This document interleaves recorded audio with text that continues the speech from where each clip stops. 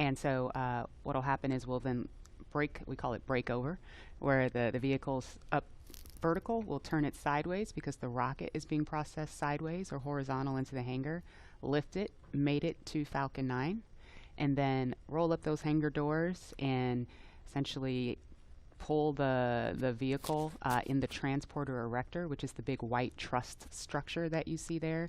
All the fluid lines, electrical lines, and everything are connected to the vehicles via the TE, transporter erector.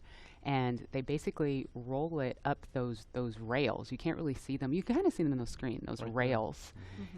Roll the entire TE rocket Dragon assembly up to the very top of the pad, pin it into the pad systems, and then roll it up vertical. And we are about T-minus 2 hours, 57 minutes, 44 seconds and counting. In just a couple of minutes, we are expecting to hear a formal announcement that the crew is at the pad. Of course, we saw them pull up in the Teslas, and there they are. Looks like they've already gotten out of the car, and they are walking up to the elevator that will carry them all the way up to the 255-foot level, and then they'll have a couple of steps to get up to the level where the crew access arm is. I have the AC/DC song in my head as I see them walking up. You know what I was kind of jamming out to on my way in was ZZ Top, Sharp Dressed Man. Oh, nice. I was like, I don't know, that might be on my playlist if I was in there. But there they are, taken in the sight, craning to see the top of the Falcon 9 rocket. It's 230 feet tall if you round up, and then Crew Dragon is another 27 feet from the bottom of the trunk to the top of the nose cone. So when you're out there in person, it's really hard to describe just how large it is. Look at them getting excited. They're ready to get in the vehicle, get in the elevator, and make it to the top.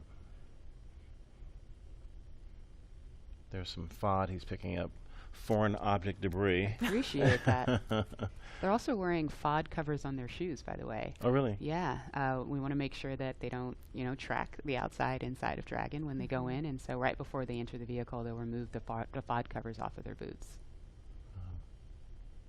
You take for granted, all just the little details like that, all of the thought and preparation that has to go into literally every single piece of this operation.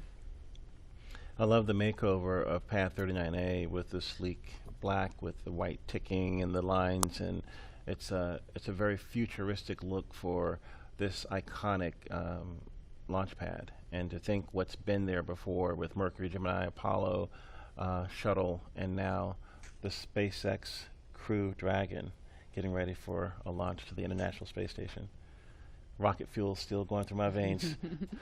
And we feel so honored to be able to launch from here. Oh, here they are. That's a really fast elevator. Yeah. I know, it really zips. That took them up to 255 feet in just a matter of seconds. They were removing their FOD covers? Looks like they were just maybe checking something on his boot or leg.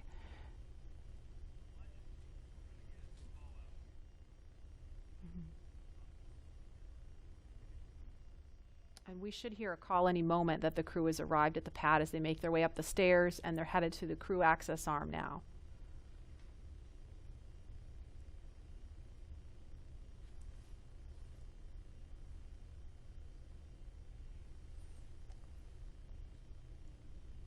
There's the worm again, popping. You know it. Meatball. Don't worry, there's a meatball on Crew Dragon. Those white arrows you see there are essentially illuminating the way for anyone who's up there to find their way to the escape baskets in the event of an emergency that would require them to get far away from the rocket and the pad. And it's hard to tell from this angle, but there's actually a phone right here, and I can't tell if it's Bob or Doug that's using a phone right now, but Leland, can you explain the significance of that? It's the same phone that was there during the shuttle days. Yeah, you get a chance to talk to maybe friends or family that you haven't had maybe couldn't come to the launch. In this case, it's quite a few people, but just to have that last moment to talk to someone before you get in the vehicle. It's a beautiful view.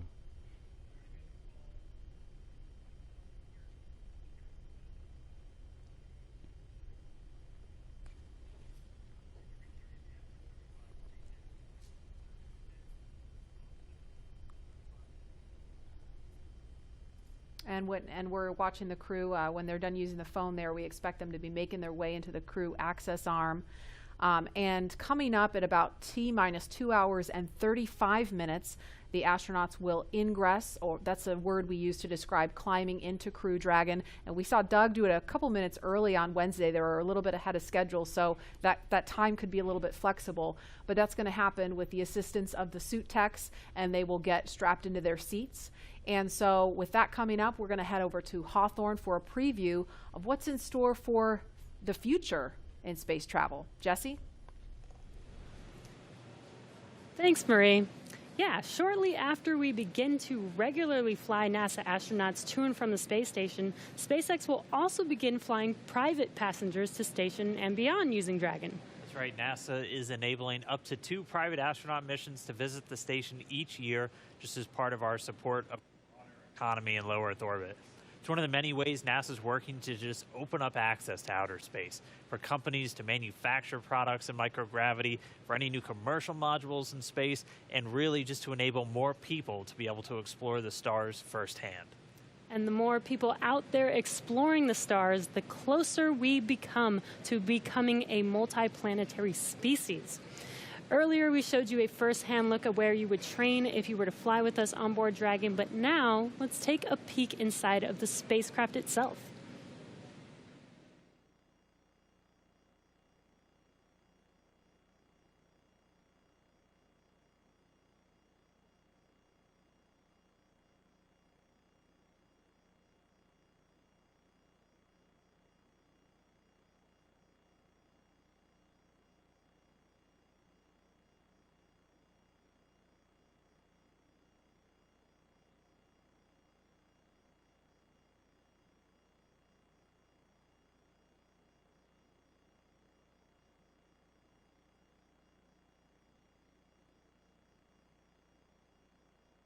Intuitive to know what we need to do at any given moment in time.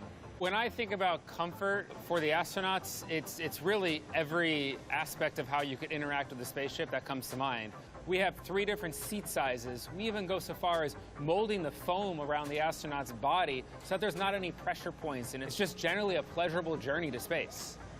Dragon is a spaceship that's all about safety and reliability. We designed it to be 2-fault tolerant, which means that any 2 things could fail. So I could lose a flight computer and a thruster, and I could still bring the crew back home safely. We also added a launch escape system. If anything goes wrong on ascent, the crew can get away from Falcon and get picked up safely. I've worked on Dragon since 2012.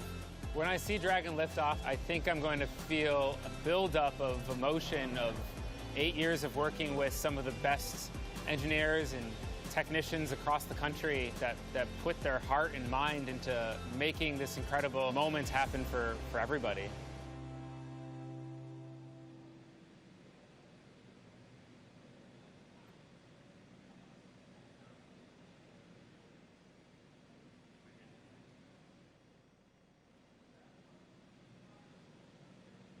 All right, so that was a detailed look inside Dragon. Here's a live look at 2 astronauts about to climb right in. If you're just now tuning in, you're watching our coverage of the mission known as Demonstration Mission 2 or Demo 2. 2 days, SpaceX and NASA are going to be sending people into orbit on a mission to the International Space Station from U.S. soil for the first time since 2011. Bob Behnken and Doug Hurley are the NASA astronauts flying today, and you can see them right there on screen. They are just right next to their ride up to space. Yeah, very exciting. So as you can see, they have already arrived at pad 39A, where Falcon 9 will lift off from at 3:22 p.m. Eastern time today. They have ascended the tall structure already, which is next to the rocket, and it's called the fixed service structure, and also have already walked down the corridor, which is known as the crew arm, which is what they're standing in right now.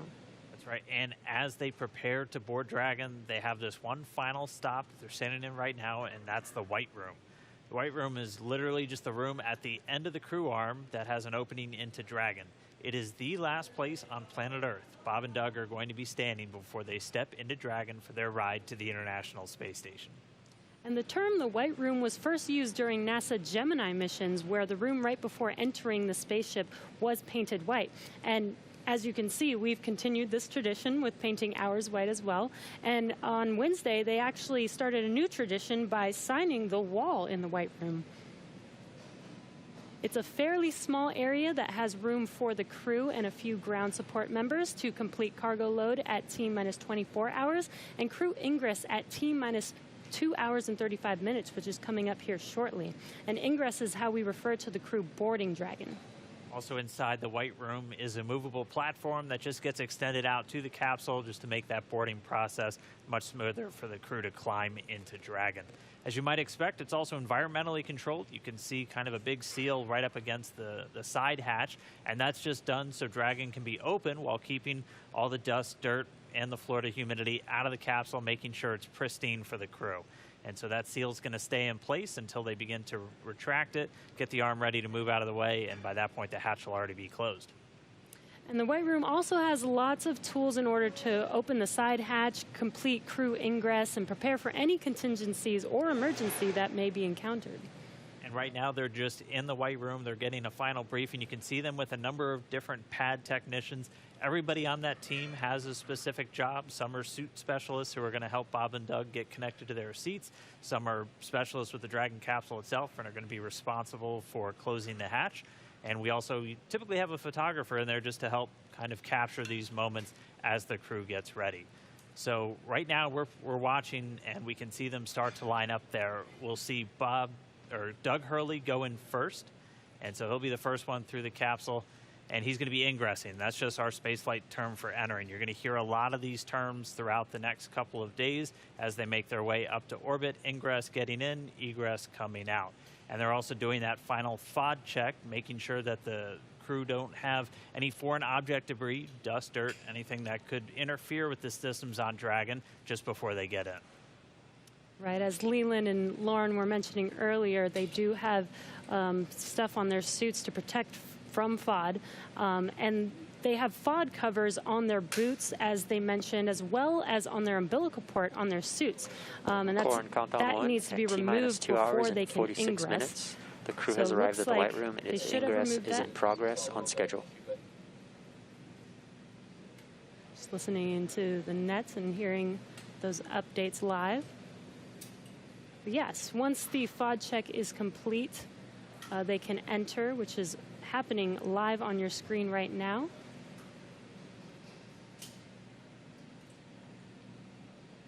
And as they climb into Dragon and attach their umbilicals to their suits, and as you can see, the suit techs are there to help them get buckled and settled into those seats.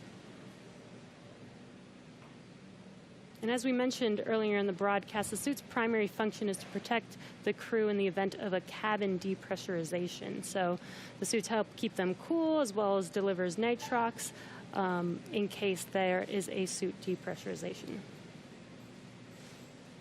As we go through this, we saw Doug Hurley go in first. He's the commander for this mission. He's closest to your screen.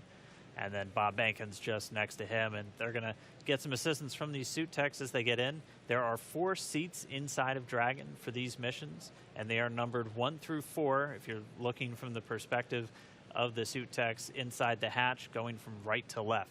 So Doug Hurley is in seat 2, that's the commander seat, and Bob Bankin is in seat 3, which for Crew Dragon's the pilot seat. And then obviously we don't have anybody in seats 1 or 4 today. Crew Dragon is designed to carry 4 astronauts, though, on future NASA missions, and we'll see that on Crew 1, which will have 3 NASA astronauts and 1 from our partner agency, JAXA.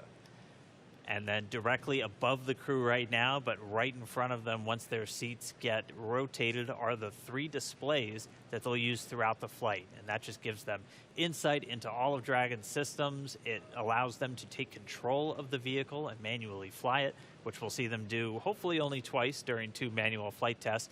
As again, Dragon's autonomous, but they can jump in and take over if they need to. And as Dan mentioned, the displays are above them right now, but those seats will rotate back for launch position so that they can easily access those displays. So coming up next, the crew will do a comm check once they're all settled in. And that's so that they can check to make sure that they can hear mission control, and then after that, their seats will be rotated into position. So let's check in with John Innsbrucker for the latest on the health of both of those vehicles. John, what's the status update today?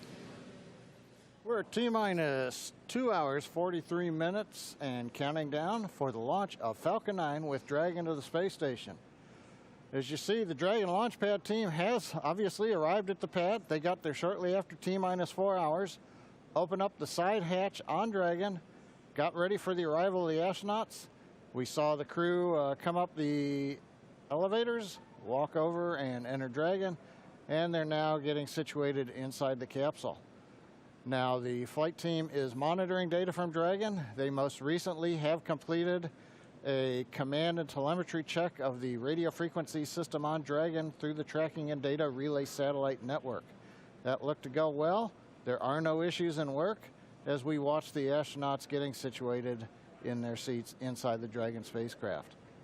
The Falcon 9 team is preparing for final checkouts and propellant load.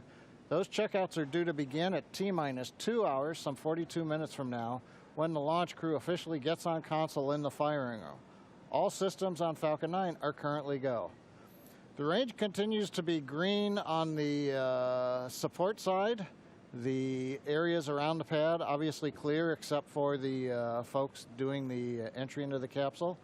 Air and sea space are clear. We hear helicopter go by from time to time. The big concern is the weather forecast. We are continuing right now at a 50% probability of violation of the weather constraints. The big concerns are going to be the thick clouds, precipitation, possibility of lightning. I mentioned earlier, normally you get a strong sea breeze from the ocean that pushes inland and keeps the clouds from Central Florida from building up. But today the sea breeze is fairly weak, so we expect the thunderstorms will get closer to the launch pad. We're also checking downrange conditions. If there's a contingency splashdown of Dragon, we're looking at essentially the wave heights, lightning, rain along the trajectory. Right now it's marginal, but it is still go. We do expect that to improve slightly during the day. So fingers crossed there that the downrange weather looks good. But right now at T-minus 2 hours, 41 minutes as the clock continues to count down, all systems are go for launch. All right, thanks, John I. And as we watch Bob and Doug get buckled into their seats, I'm joined once again by SpaceX's Jessica Jensen, just to kind of walk through everybody what made Dragon a 21st century spacecraft. So first off, thanks for coming in today. I know you got to come in for a launch. That's always tough. Of course. Walk us through again kind of Dragon's life history. I mean, we have one in a clean room pretty soon right behind us. Walk us how we got to where we are today to have Bob and Doug climbing into that spacecraft. Sure. So SpaceX was founded to make life multiplanetary. That was why Elon started the company back in 2002. But also when he founded the company, we were a very small company for several years. And so we had to look for opportunities to, hey, how do you go from being a small company to actually putting people into orbit? So when NASA came out with the need to fly cargo to and from the International Space Station, we jumped on that because we said, hey, first, not only is carrying cargo to and from the space station cool, I bet we could actually then fly people to the International Space Station. And hey, for 8 years now we've been flying cargo, and then now we have transitioned over into flying crew and cargo together. So that's basically been the evolution of Dragon, and it's been awesome. And I know when we see Falcon 9, we get to talk a lot about reusability. Everyone is very familiar with the first stage coming back down and how cool that looks. Dragon is also designed with some reusability. In fact, you've flown Dragon multiple times, or you've flown Dragons multiple times to the space station. How does reusability factor into Dragon's life cycle? Yeah, so I'll actually talk a little bit about both, because one thing I think everyone always thinks about reusability and, hey, it saves money, or that's great, but reusability actually improves your reliability. So when we get Falcons back and when we get Dragons back, either after one mission or multiple mission, we can do all these detailed inspections on them. And that's super important because when you fly a vehicle, you can only have so many sensors on it. You can't put a sensor, every single inch of a rocket or a spacecraft. And there's already way more than I think anybody realizes. Exactly. But so, especially for rockets that wind up in the ocean, some people don't have any idea of what they actually went through. So the fact that we get all the hardware back, we were able to inspect literally every square inch of it and make small design changes that actually improve reliability for the whole fleet. So even though Bob and Doug are on a brand new rocket and a brand new spacecraft, those spacecraft are actually more reliable based on the knowledge we've learned from reusability. We've walked people through a lot of the new systems on Dragon. What are just some of the cool things that are maybe beneath the surface that people don't know about with Dragon? So I think one of the coolest things is the autonomous docking system. And what that is it's basically we have, GPS sensors on Dragon, but then we also have cameras and imaging sensors such as a LiDAR on basically the nose cone or the front part of Dragon as it's approaching the space station. And all these sensors are feeding data back to our flight computer to say, hey, how far away am I from the space station? What's my relative velocity to the space station? And then that feeds into the flight computer, which has algorithms written by our engineers to say, okay, based on how far away you are in your rates, here's how you fire the thrusters to most effectively get to the docking target. And I think that's just super cool. Well, I mean, we're all waiting for our cars to drive ourselves to work, and for Bob and Doug, that's exactly what it's doing for them. Exactly. And what I think is so cool is the computer does this just like flawlessly. It's easy. When I tried to do it, I failed miserably. I tried to dock Dragon to the ISS 3 times and I failed. Fourth time I got it. Good morning. And I will tell the public out there that on our website we actually have a Dragon ISS simulator, so you yourself can try and fire the thrusters and see how well you do. Maybe I'm just a bad driver, but I think the flight computer does a really good job. I think we all had fun with it. All right, well, we are just starting to hear. They're going to start up those comm checks with Bob and Doug. CDR, PLT, comm check, So let's listen in. CDR, loud and clear.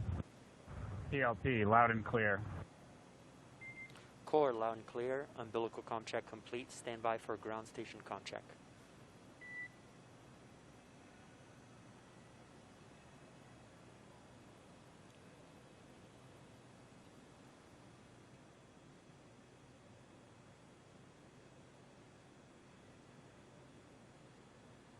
And again, we're just listening in. They're doing these comm checks, these communication checks. So Bob and Doug are going to do a series of these checkouts with the teams on the ground, both the core here in Hawthorne and the launch director out in Florida. And they're going to be doing this over Dragon to ground.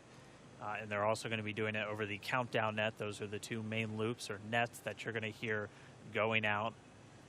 And they're going to be doing it through their different communications paths. We heard them do through the TDRS, or the tracking data and relay satellites. Those are those primary satellites that we're going to be used to talk to Bob and Doug throughout their flight and to send commands to Dragon. They'll also do it through ground stations. SpaceX has a worldwide network of ground stations that they're able to communicate with the vehicle. And that's what we'll be using to get video inside the cabin of Bob and Doug on their flight up.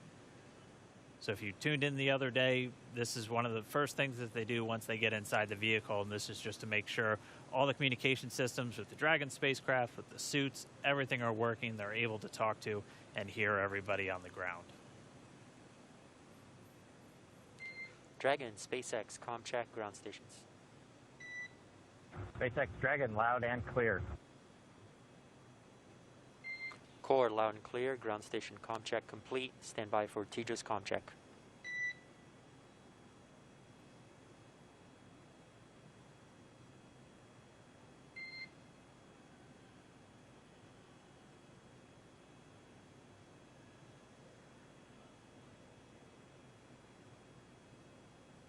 And just a reminder, you're hearing the core. That's the crew operations responsible engineer. That's, if you've followed NASA missions in the past, that's the Capcom position. That is pretty much the singular voice that's talking to the astronauts throughout their flight. And that's a position based here in Hawthorne, California.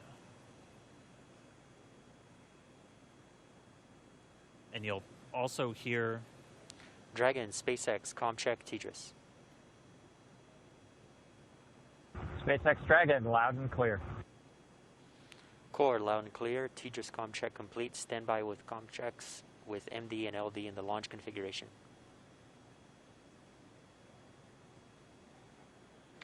Dragon, MD on countdown 1. Comm check.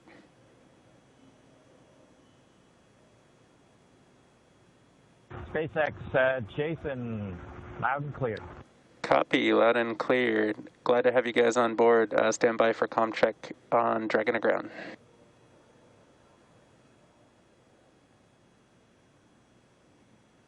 Dragon, MD, Dragon aground, comm check. MD Dragon, loud and clear. MD, loud and clear. Stand by for comm checks with LD. Dragon, launch director on countdown 1, comm check. Good afternoon, Mike, loud and clear. I have you the same, and good afternoon. Stand by for my comm check on Dragon aground. Dragon, SpaceX on Dragon aground, comm check. SpaceX Dragon, loud and clear. I have you the same. Back to core. And Dragon SpaceX, this concludes our launch configuration comm checks. Report when ready for seat rotation per section 2 of 4.100. Dragon will put that in work. Copy. All right, so all those communications checks were done successfully, and you could even see, and it's so cool when we get these views right inside the cabin. SpaceX Dragon in 2.2, we are ready for seat rotation. Copy. We will report when initiating. But you could see Doug Hurley using his right hand. He has the talk button built into the seat itself. So just, again, showing you all of the different systems, how the suit is integrated into the seat, and it's all just one big circle for this whole spacecraft. So really cool to see those comm checks live. Jessica, thank you so much for walking us through some of the really cool updates, the upgrades. Did you have any other cool stuff besides? Let's see. So I don't know if you guys can see, but we have the Dragon clean room here. And one of the coolest things is it is right on the main floor of our main building. So thousands of employees walk by here all the time and get to see Dragon in its final processing before it goes to the Cape. On Wednesday, the Crew 1 capsule was in here. It looked almost done. It looks a little empty right now, but that's because that capsule went off into our separate test facility for its final propulsion checks.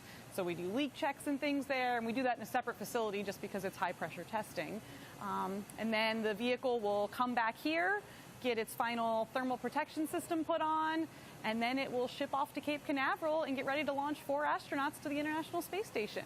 I mean, what's it like to see it? Because when you see the first initial pressure vessel, it looks nothing like the final thing. So what's it like to just kind of watch it go through, and you just see little bits get added on, and then the next thing you know, it's a whole spacecraft? Yeah, I mean, that's what's so amazing. I'm so impressed. You know, when you look at a machine, you're like, how does this ever get built? How do people ever do this? And it really is just step by step, one piece at a time. Each piece has its critical function, and you get to watch that being built right in front of your eyes every day when you come to work. Dragon SpaceX, we an are ready engineer, whatever and you do initiating here. seat rotation. Dragon copies. And we just heard the seat rotation's about to begin. So, Jessica, thank you so much. Cool facts about Dragon for everyone to listen in on, and we can see the seats start to rotate now. Pretty soon, Bob and Doug will be in their launch configuration, and they'll be ready to go.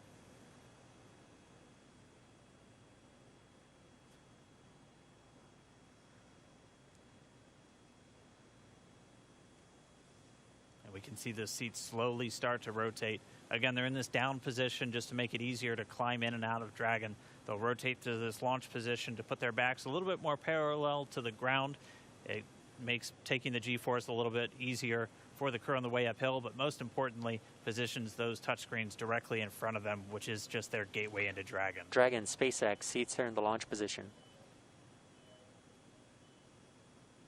We copy. All right, and confirmation the seats are in the launch position. Let's go down now to Gary in Mission Control Houston, where I know the entire JSC team is standing by and ready to see Dragon take flight today. Over to you, Gary. Thanks, Dan. Very much so. Great to see good comm checks from Bob and Doug, and that their seats have been rotated into their launch position. Here in Houston, Flight Director Zeb Scoville has pulled space station flight controllers, and all systems are go for launch from the space station side of things. Essentially, the station is prepared for Dragon to arrive 19 hours after launch. Chris Cassidy has completed his preparations for Bob and Doug to arrive. He's got a chance to view some of the broadcasts. It even said they were, quote, looking sharp. Flight controllers here will monitor the countdown, but really it's up to the teams in Kennedy and Hawthorne to get us to liftoff at this point. So we want to hear your comments as we continue to count down to launch. So let's go to the social desk now. Tahira. Thanks, Gary. So glad to hear that polls are go, at least on your end, and just hoping this weather just works out good for today's launch. I mean, people online are on the edge of their seats. We just checked numbers, and we're up to 1.1 million viewers right now. That's almost double when we checked last time. And right now, we also have Columbia, South Carolina is leading the viewership, so interesting to see how that changes. Let's take a broader look at the conversation online with this heat map of the United States. Now, this shows Launch America mentions by state over the past week, and we have California leading right now with the most mentions, and I'm very surprised. I really thought the Space Coast would take it home, but let's see how this changes over the course of the broadcast. And with that, let's see what y'all are posting online right now. Guys, I mean, check out these outfits. Absolutely love it. Love to just see how people are making things creative for this launch and really making it their own, putting their personal touch on it. Let's take a look at another. Oh, we are back to the Launch America heat mentions, so let's see how that changes over the course of this broadcast. But really fun to see those photos online. Oh, we have another space pet, guys. These do not get old, so please use hashtag Launch America on social media. Right now, it looks like we have Catstronaut Boris, who is ready for his launch in the Crew Dragon capsule.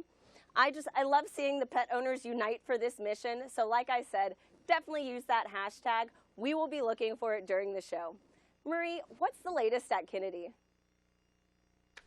Thanks to Hero, we are at T-minus 2 hours, 26 minutes, 47 seconds and counting from liftoff of the Falcon 9 from the Kennedy Space Center here in Florida, carrying NASA astronauts Doug Hurley and Bob Behnken. You see them right now aboard SpaceX's Crew Dragon spacecraft. It's been a very exciting day so far. The crew has been up since about 8 o'clock this morning as they prepare to head to the International Space Station as part of this Demo 2 mission for NASA. And as we speak, the astronauts, as you saw, are inside Dragon and have completed their comm checks, so now they can communicate with the teams here on the ground. And their seats have rotated upright to their reclined launch positions, allowing them to see and access the display panel. And now they are about to initiate their own suit leak checks to make sure that their seat is in proper working condition before liftoff. And in just a little bit, at about T-minus 1 hour and 55 minutes, it could happen a little bit sooner though, we're running a little bit ahead of schedule, we will see the closeout team begin to close the side hatch in preparation for flight. And that's going to be one of the key visual milestones on the timeline to liftoff. Now, we want to take you to a couple of special guests we have joining us. They are with Daryl Nail at the OSB-2 viewing location, NASA Administrator Jim Bridenstine, and also Kennedy Space Center Director Bob Cabana is there with Daryl. Hi, Daryl. Hi, Marie. That's right. We're in the 5th floor of the Operations and Support Building here at the Kennedy Space Center with a nice view of Launch Complex 39. And the two men that you mentioned are here to join me to answer a few questions. We're excited to have them both here. And they are, of course, Bob Cabana, the Director of the Kennedy Space Center, and Jim Bridenstine, Administrator for NASA. Gentlemen, thanks again for making the time to be here. Of course, the big story right now, Jim, is the weather. So let's talk a little bit about that. We can see there's some clouds building. That was forecast. You took part in a weather briefing this morning. What do you know about the weather and the decision that was made to say, hey, let's give this another shot today? Yeah, so what got us last time was the electricity in the atmosphere, and of course today there are in fact buildups. It doesn't look like there are thunderstorms at this time, but they are expected. The question is, when do those thunderstorms go away, and when those thunderstorms materialize, where are they located? We are predicting about a 50-50 shot of going this time, but given the fact that we are in late May in Florida, we have to take every shot we can get. So It's not likely that in a couple of days it's going to be any better than it is today. So we are a go for launch right now, and we are hoping that the weather will hold up. We almost made it on Wednesday, and the trend is better today than it was on Wednesday. So we'll see. And I saw a forecast that said the clearing is supposed to happen right around 3 o'clock in the afternoon. So that's right. We're hoping that launches at 3:22, right. clearing, at the earliest 3 o'clock, at the latest 3:30. So depending on when that happens, we'll either be go or no go. But again, we're going to take every shot we've got. Also watching the downrange weather for a potential rescue in case there were an abort. That's right. So we have these staging areas. When we go from the first stage to the second stage, that's a higher risk evolution. We want to make sure that in the case we have to exercise the launch abort at that point, that the weather is good. And of course, that's off the coast of North Carolina. The big thing there is it's great that we have a launch abort capability. The challenge is that launch abort capability includes parachutes. And with parachutes, you've got to make sure that you've got the weather to come down. If there are thunderstorms or downbursts or high winds, that's problematic for the parachute system. Right, and sea states as well, bouncing that Exactly. capsule around in the ocean. Bob, of course, you're an astronaut. You know what it's like to hit the reset button and do it all over again. Get into the spacecraft, get ready to go, only to be told, no, we're not going to go today. We're going to try it again. What's that like? And then tell me about the mindset as you have to kind of reset. Do you feel less anxious? Do you feel more comfortable the second time around? You know, Daryl, first off, my last flight, we counted down to 18 seconds and didn't go. Man, and when you get to 18 seconds, you're ready. Yeah. The key is, it's the training that we go through. All the repetition that we do, we practice everything, including scrubs. And just because you didn't launch doesn't mean you don't have something to do. So you got to go through those back-out procedures. It's all done very professionally. Then it was out of the vehicle and into the Astrovan, back to crew quarters. And we had a positive attitude. We got a good night's rest. And we went through it again. It's a matter of doing your job. And these guys are well prepared. It's all part of what we do. Yeah, they stopped the count at 17 minutes, but you had it all the way up to just a few seconds. That's a big difference. And the truth is, the next night, actually everything went really better. The weather was bad the first time. I was kind of glad we scrubbed. And we scrubbed for an issue with the vehicle that they later sorted out. As it turned out, we wouldn't have had enough prop to rendezvous with the Russian functional cargo block.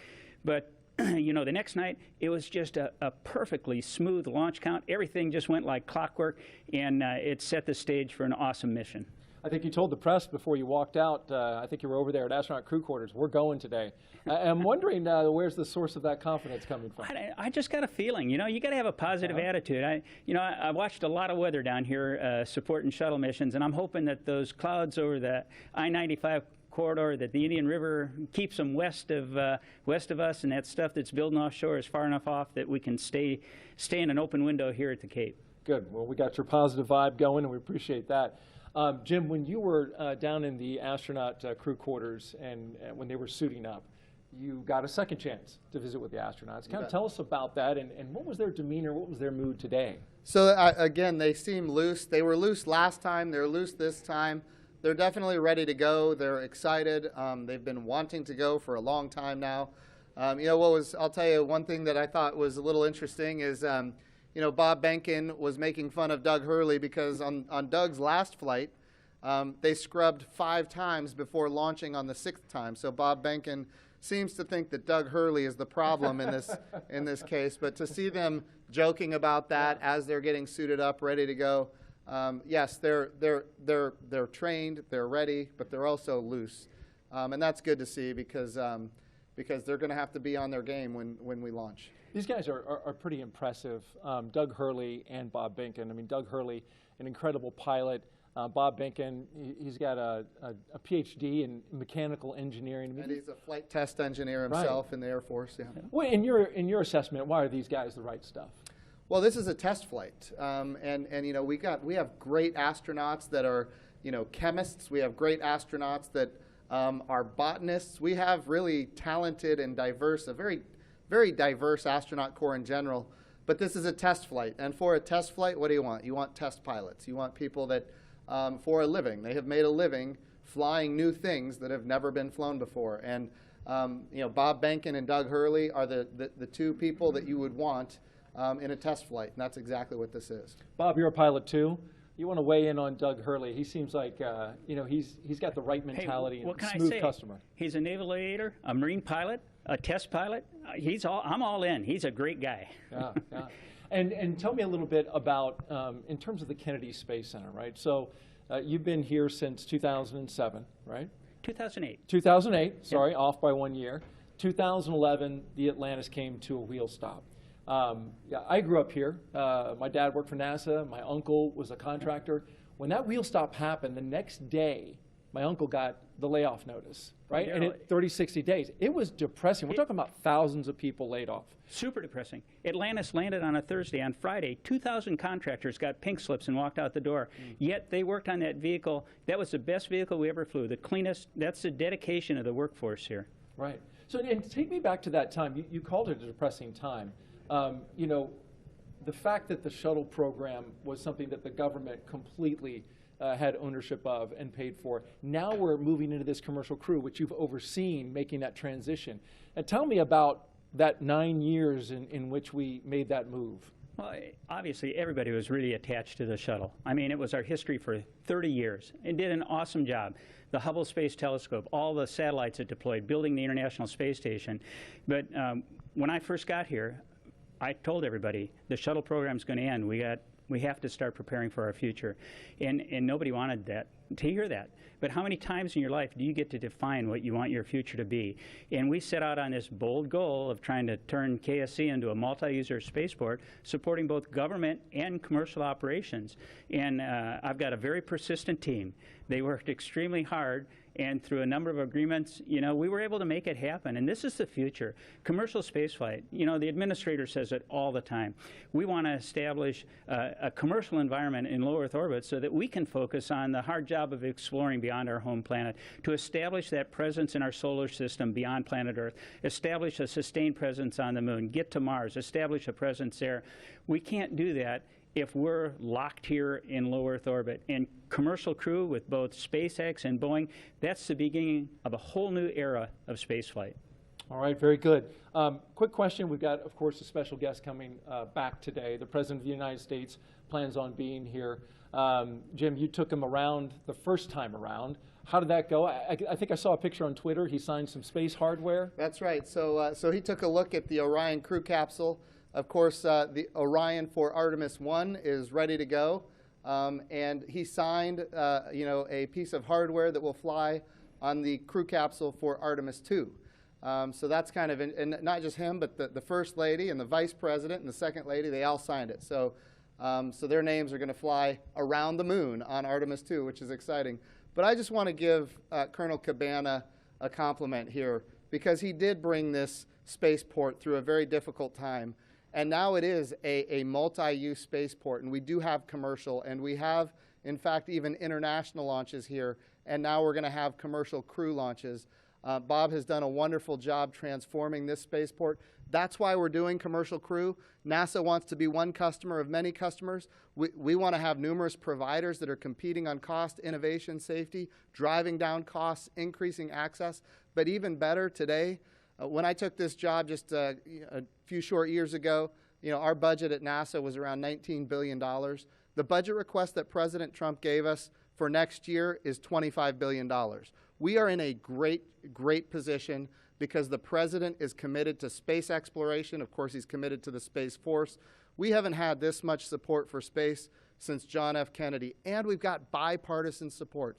Everybody wants to see the Artemis program be successful. Everybody wants to see not just the next man, but the first woman on the moon, and that's what we're building here. Yeah, that's key to it all is that bipartisan support, and of course, what the work that Bob's been doing here. You can see the commercial activity all around this place.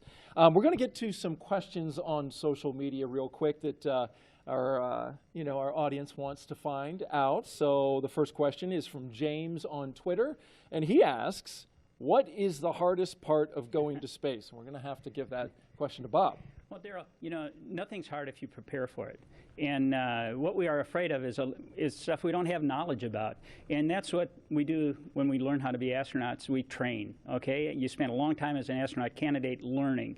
You spend a long time preparing for a mission. For an International Space Station mission, training around the world on all the different modules and everything, it's like 2.5 years of training before you get on orbit for that time to actually do your work. So I'd have to say the hardest part is the preparation for it. But you are so prepared when you go. You just have total confidence. You know that you are very well trained for what you're going to do. You have an outstanding team on the ground supporting you. And that is so important to have that ground support as you climb into that vehicle. You know that they've done their very best to ensure your safety and a successful mission. But after that, it's a piece of cake, except no simulator on Earth can prepare you for what those guys are going to feel. It's better than a cat shot off an aircraft carrier. I believe it. Maybe one day I'll get to try. The commercialization effort means we want everybody to be able to fly into space. That's the goal. It's a great point about preparation, because that's not the highly visible part. The launch is, and so it's good to know that all that preparation leads to that confidence. By the way, just an update operationally, they're getting ready to close the hatch door. You can see on your screen there, the workers there are getting ready to get that closed, and working on that right there with Doug Hurley and Bob Binken on the inside of Crew Dragon. Our next question is from Mathis on Twitter, and he asks, what kind of operations will the astronauts do between the liftoff and docking with the International Space Station? I know you pay a lot of attention, Jim, to the operations, especially of this mission. You bet. What do you know about that? So there's a number of things. The first thing that they have to do is, of course, we've got a number of burns to get in phase with the International Space Station. We've got some boost burns as well. We're talking about, operating the rocket engine to get in alignment with the space station. But I'll tell you, the biggest thing that we need the astronauts to do once they get on orbit and before they dock is rest. We need them to eat, we need them to rest, we need them to be prepared for that docking. Once they are in the range of the International Space Station, they're going to start maneuvering the spacecraft themselves. Not automatic, but they're going to do it themselves. They are, in fact, test pilots, and as test pilots, they will test fly this vehicle to make sure that it operates as advertised.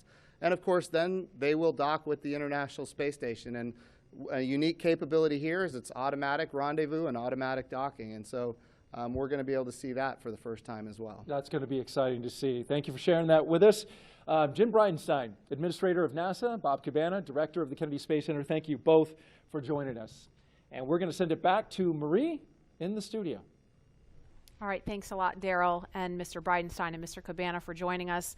You can see some clouds starting to gather over Launch Complex 39A. We're keeping a close eye on weather. Again, 50% chance of launching today. We just got to see what the weather's going to do.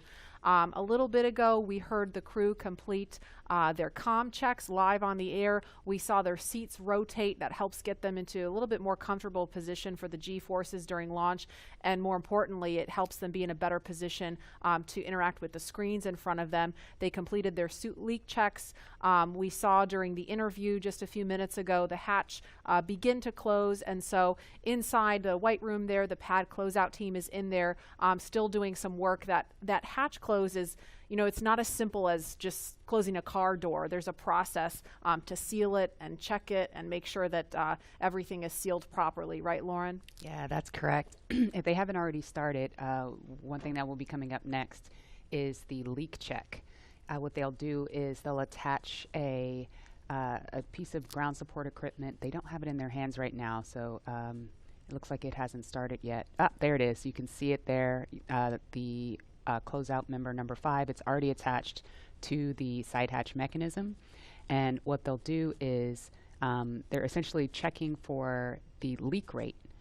And they'll hold pressure there for a few minutes and then track that change in pressure over time to make sure that it's within bounds, making sure that you don't have any issues with those O-rings there that are holding that pressure. And so once they complete that leak check, they will then do what is the called the installation of, or the final installation of the SPEP, or side pressure equalization plug. That's basically a plug that once the capsule splashes down, what you'll do is actually remove that, and what it does is equalizes pressure across the hatch. So once that thing is plugged in, you know that everything is super tight and that you shouldn't have any leaks on orbit. One of the other things that I think is pretty cool about Dragon, you can kind of see them on the edges there are some of the windows. And I know that Dragon started out as it was Cargo Dragon. You have your cargo version, and before you moved on to the Crew Dragon version, but you even had windows on the cargo version. Can you explain kind of why that was? Yeah, the very first Cargo Dragon that we ever launched had a window over the hatch, over the side hatch, and the reason we did that is we always envisioned Dragon to ultimately be a crewed vehicle.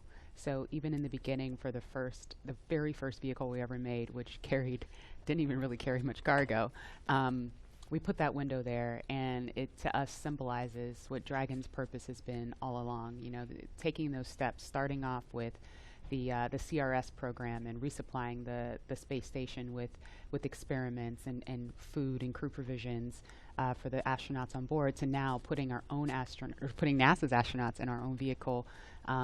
It's that natural progression to what we were aiming for the whole time. Mm-hmm. And Leland, what's your take on the touchscreen technology? We saw a little bit about that. Obviously, this is a very different kind of look than what we saw during the space shuttle.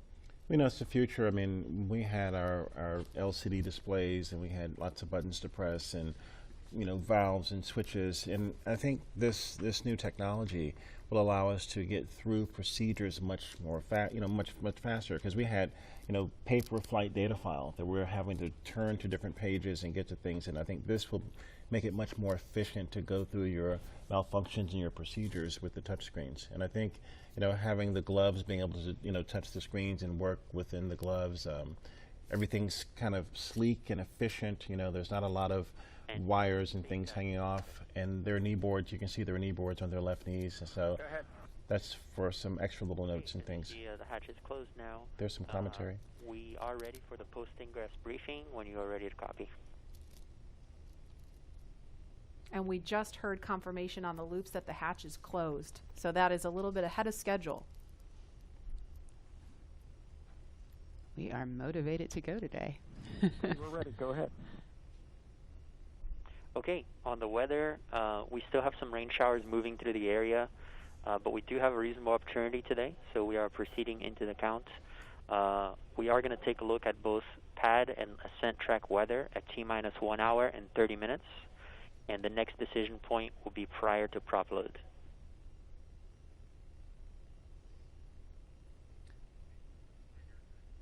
Okay, we copy.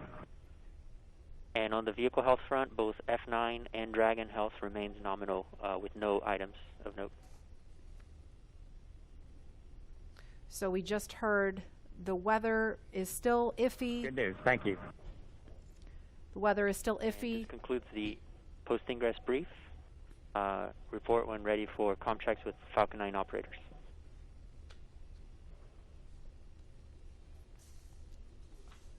We are ready for the F9 operators.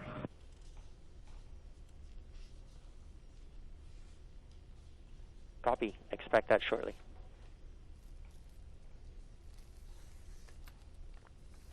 So when we hear that chatter pick back up, we're going to quiet right down so that you can listen into that along with us. But we just heard them discussing the weather briefly, still keeping an eye on that, but the next decision point is going to be before prop load. So we're going to press forward for now and then reevaluate before they start fueling the rocket. But in the meantime, it sounds like Falcon 9 and Crew Dragon are healthy, so the vehicle's in good shape, right? It sounds like kind of a little bit of a repeat from Wednesday, that we're just keeping an eye on the weather at this point. You can see on their left legs, well, in that previous image. And Dragon SpaceX Comm Checks with F9, you can expect it in about 1 to 2 minutes. Dragon's ready. All right, on their left legs there, they have these satchels that are strapped to their legs. Inside are some crew provisions, including these tablets that you see that they have displayed there. You say, Lauren, those are tablets versus just knee boards that you can write on? Or the tablets are inside. Oh, they're inside. Yes. Okay. Okay. And so when would they pull those tablets out to use them? During the mission, Okay. while on orbit. Okay.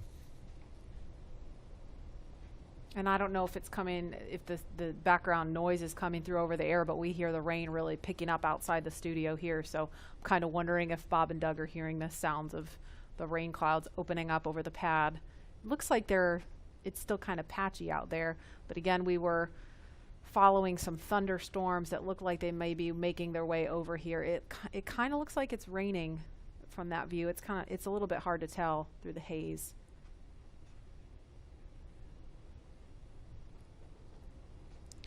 All right, launch is now just over 2 hours away. Tahira, you are there with the social teams. Now that the hatch is closed and the rain's picking up and all kinds of exciting things are going on right now as we count down and get into the last 2 hours of the count, I bet things are getting pretty interesting on social media. Hey, Lauren. I mean, yes, they are. So many different things are going on right now, and I think people online are just wondering what's going to happen with today's mission. I have TweetDeck open right now, and it is just scrolling with the conversation of people around the nation talking about today's launch attempt. We also just checked viewership, and we are now up to 1.4 million people watching this live broadcast, so really hope things look good with weather. And on that note, let's take a look at some of the things being said on Twitter right now. So it looks like, oh, we just have some more future astronauts. I really love seeing the young generation just getting mobilized, getting excited about today's mission. Looks like we've also got some Godspeed and safe travels for both astronauts today. Really do wish them the best of luck on the second attempt. Hope it happens.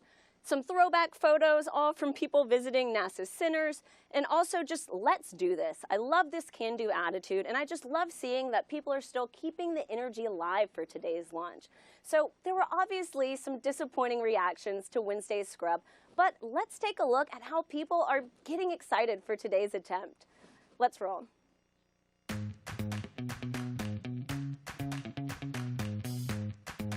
Ready for takeoff. Ready to launch America. 3, 2, 1, go!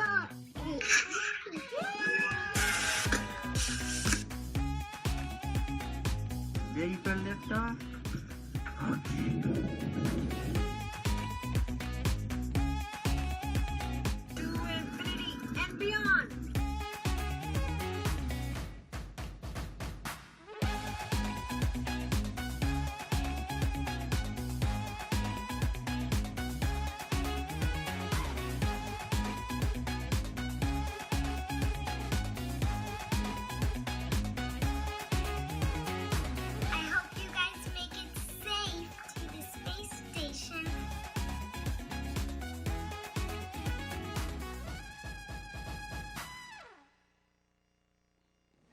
I mean, how fun is that video? I think I will definitely have to attempt the worm after this, but just really glad to see everyone in good spirits leading into today's second launch attempt, and I really hope everybody will have something to smile about. And with that, let's head back to Lauren. Lauren. Thanks, Tahira. So it looks like people are pretty stoked about today's attempt. Please continue to join the conversation by using the hashtag LaunchAmerica across all the social media channels. Yeah, I really love seeing the little kids get excited. I know my 3-year-old is super excited. She's got an astronaut sleeping bag, and Really? she loves to climb in it. Yeah, it's the body of the bag is a spacesuit, and then the head is empty where the pillow is. So when she gets inside, it looks like she's got a spacesuit on. So she loves it. That's the inspiration for that next generation of explorers going to take Doug and Bob's place one day. And I think we have some people out there that are so interested in our conversation about the worm and the meatball that they've created something called the worm ball. What? Yeah, I was checking my email during that because I emailed you guys the worm ball, and I was like, what is this?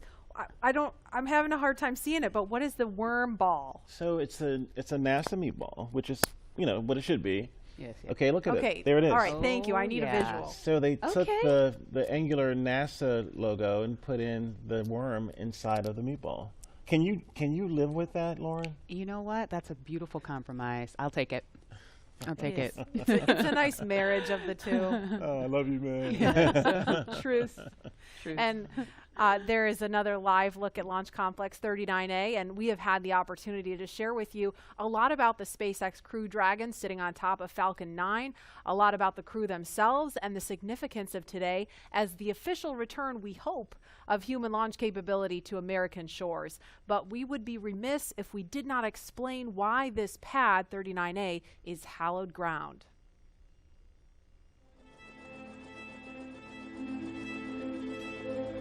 We're go, swing tight, we're go.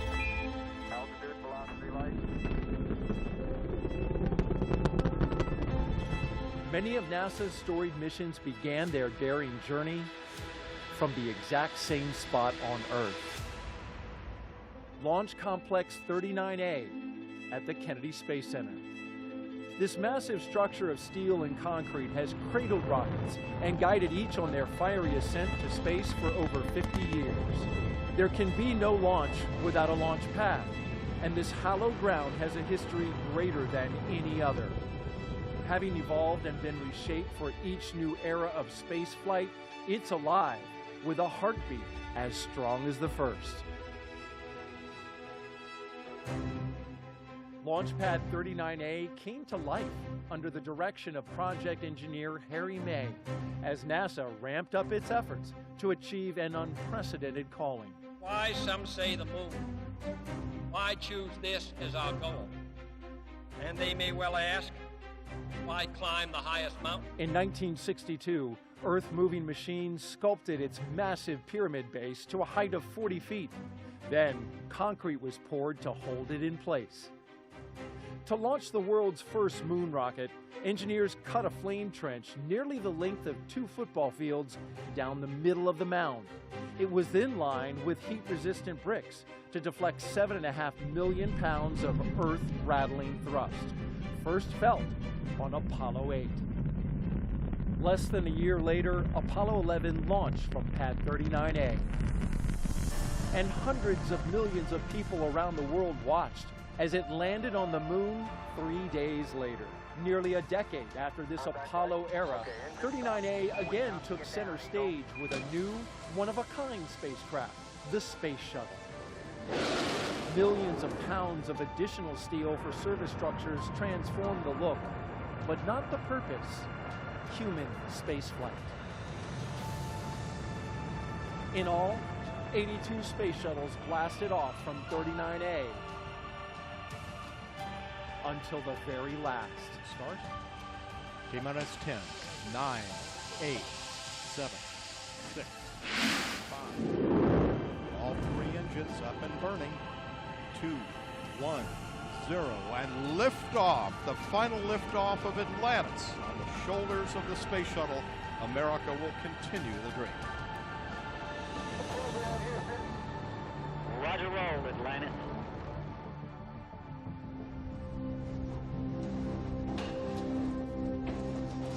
With the fleet retired, demolition crews removed the shuttle-era hardware to clear the way for NASA's monumental decision to lease this historic launch site to the private.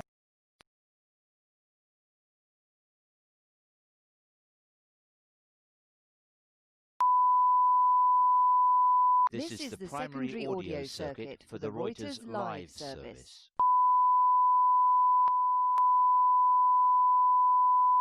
This is the primary audio circuit for the Reuters live service.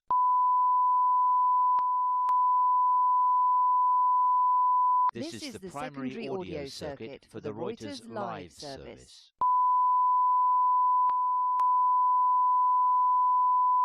This is the primary audio circuit for the Reuters live service.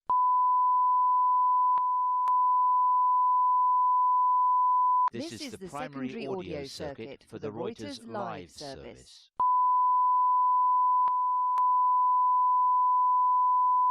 This is the primary audio circuit for the Reuters live service.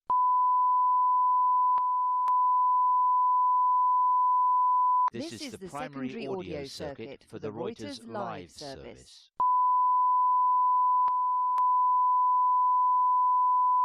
This is the primary audio circuit for the Reuters live service.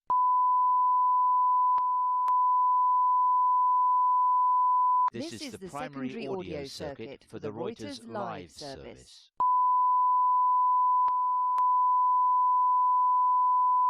This is the primary audio circuit for the Reuters live service.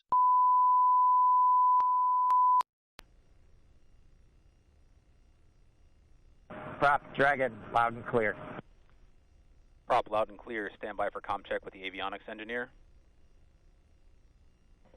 Dragon, avionics on countdown 1, comm check.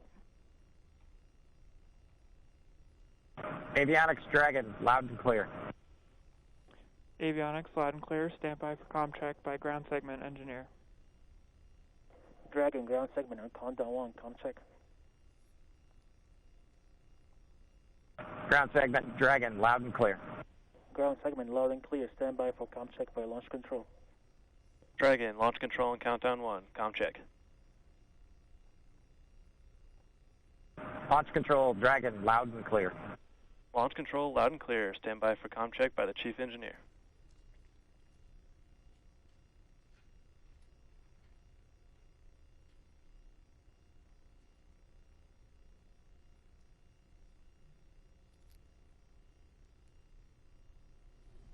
Dragon, chief engineer on countdown 1, comm check. Chief engineer, Dragon, we've got you loud and clear, Bala. Chief engineer, loud and clear. This completes the Falcon 9 responsible engineer comm check.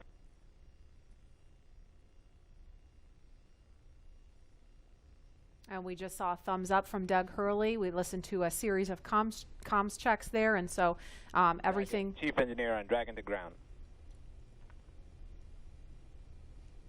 Loud and clear on Dragon to ground. Loud and clear. Well, good luck, and let's see if the rain clears up. That sentiment is shared by all here. Do it. Copy that.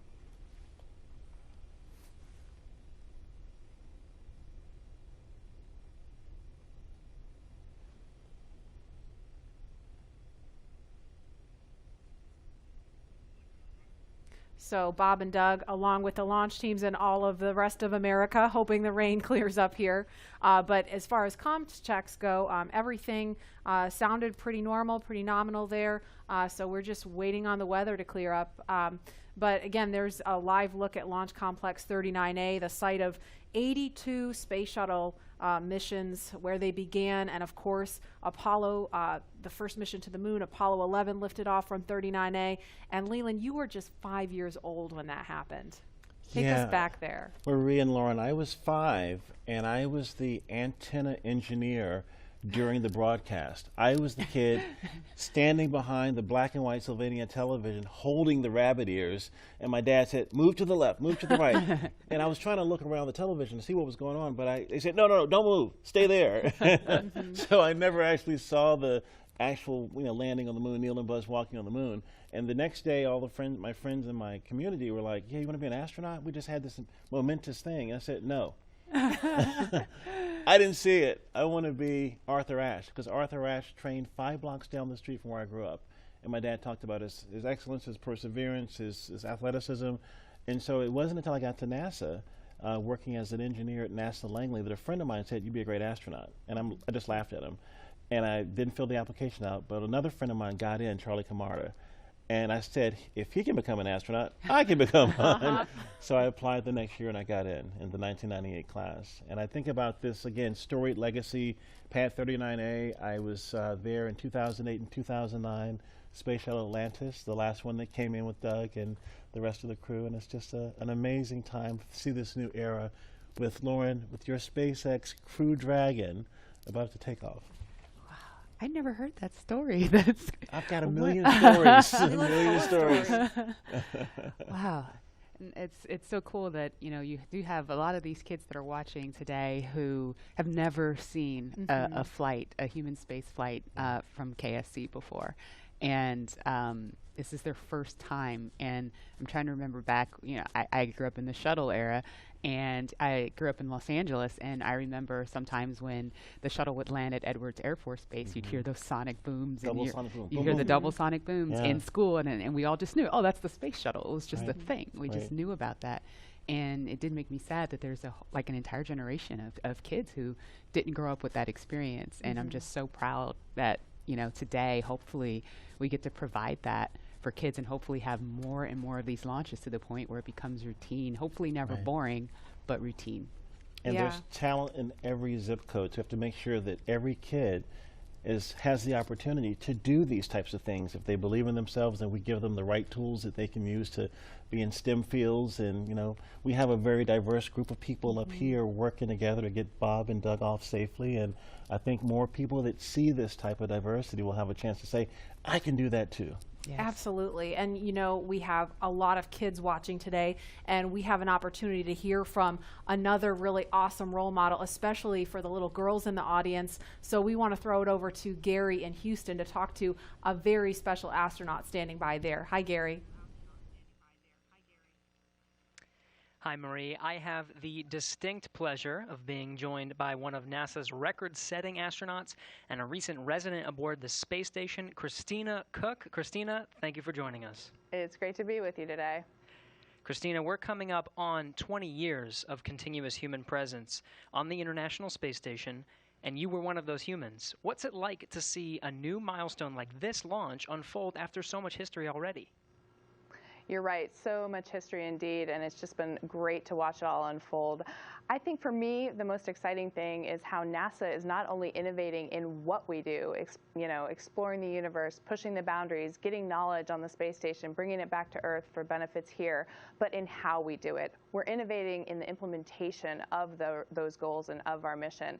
And what that means is that bringing in the private sector, bringing in a commercial space economy for low Earth orbit means space is going to be more accessible and more innovative. And it's just an awesome new era of history to be able to witness.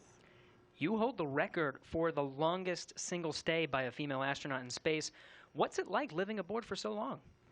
Well, it is truly a privilege every single day. I have to say it's a beautiful thing to look down on the Earth and to be able to kind of contribute to a space program that you yourself have held in such high regard your entire life. I would say that the biggest challenge going into sort of those longer times is remaining vigilant. The engineers make it so easy to live on board the space station. Sometimes you forget you're actually surrounded by such a hostile environment. So remaining vigilant both day to day to have that appreciation that you wake up with every day, and then also being vigilant, knowing that things could take a turn for the worse at any time, and you have to be ready to react to that. So it's a great privilege, but it also comes with great responsibility. You came to NASA after the days of the shuttle program, and you flew on the Russian Soyuz. What does it mean to have this private capability to fly astronauts to the station?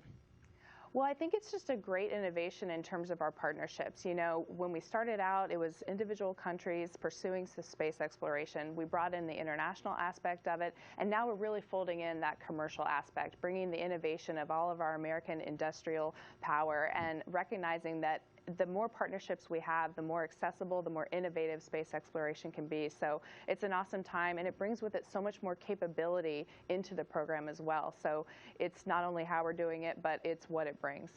We're looking forward to having this transportation from private companies. How does it help you do your job in space?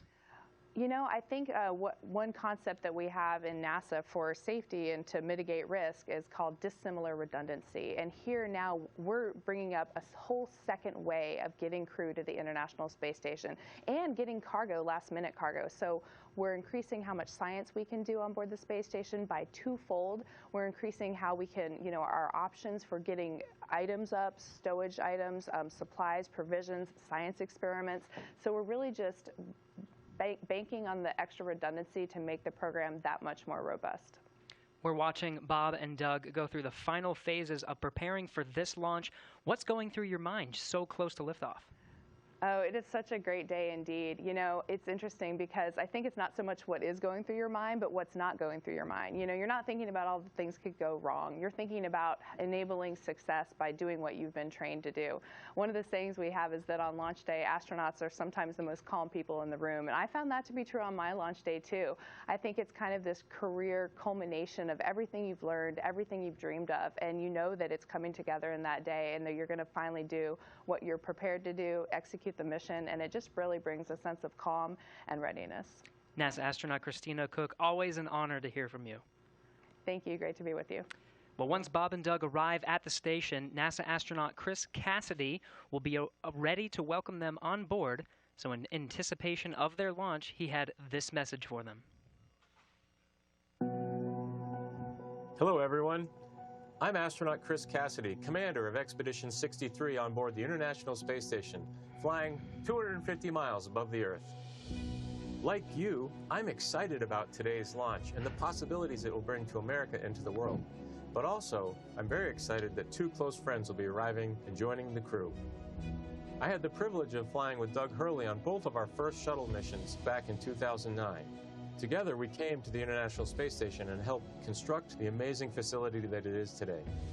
Although this will be my first mission with Bob, it was my honor to follow him as the chief of the office when he left back in 2015 to begin training for this amazing mission.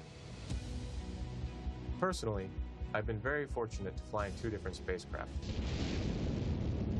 Launching from America on the shuttle, and most recently launching from Kazakhstan in the Soyuz. But I can't tell you how exciting it is to know that we're once again launching Americans from the coast of Florida. And finally, here's a story I'd like to share with you. Back in 1981, John Young and Bob Crippen launched on Space Shuttle Columbia, the very first space shuttle flight, marking the last time we flew Americans on a brand new vehicle. 434, Mike, Q-48. Roger. With them, they flew an American flag, representing America's technical prowess. Roger roll, Atlanta. 30 years later, that same flag was flown to the International Space Station. This flag remains here today, waiting for Bob and Doug.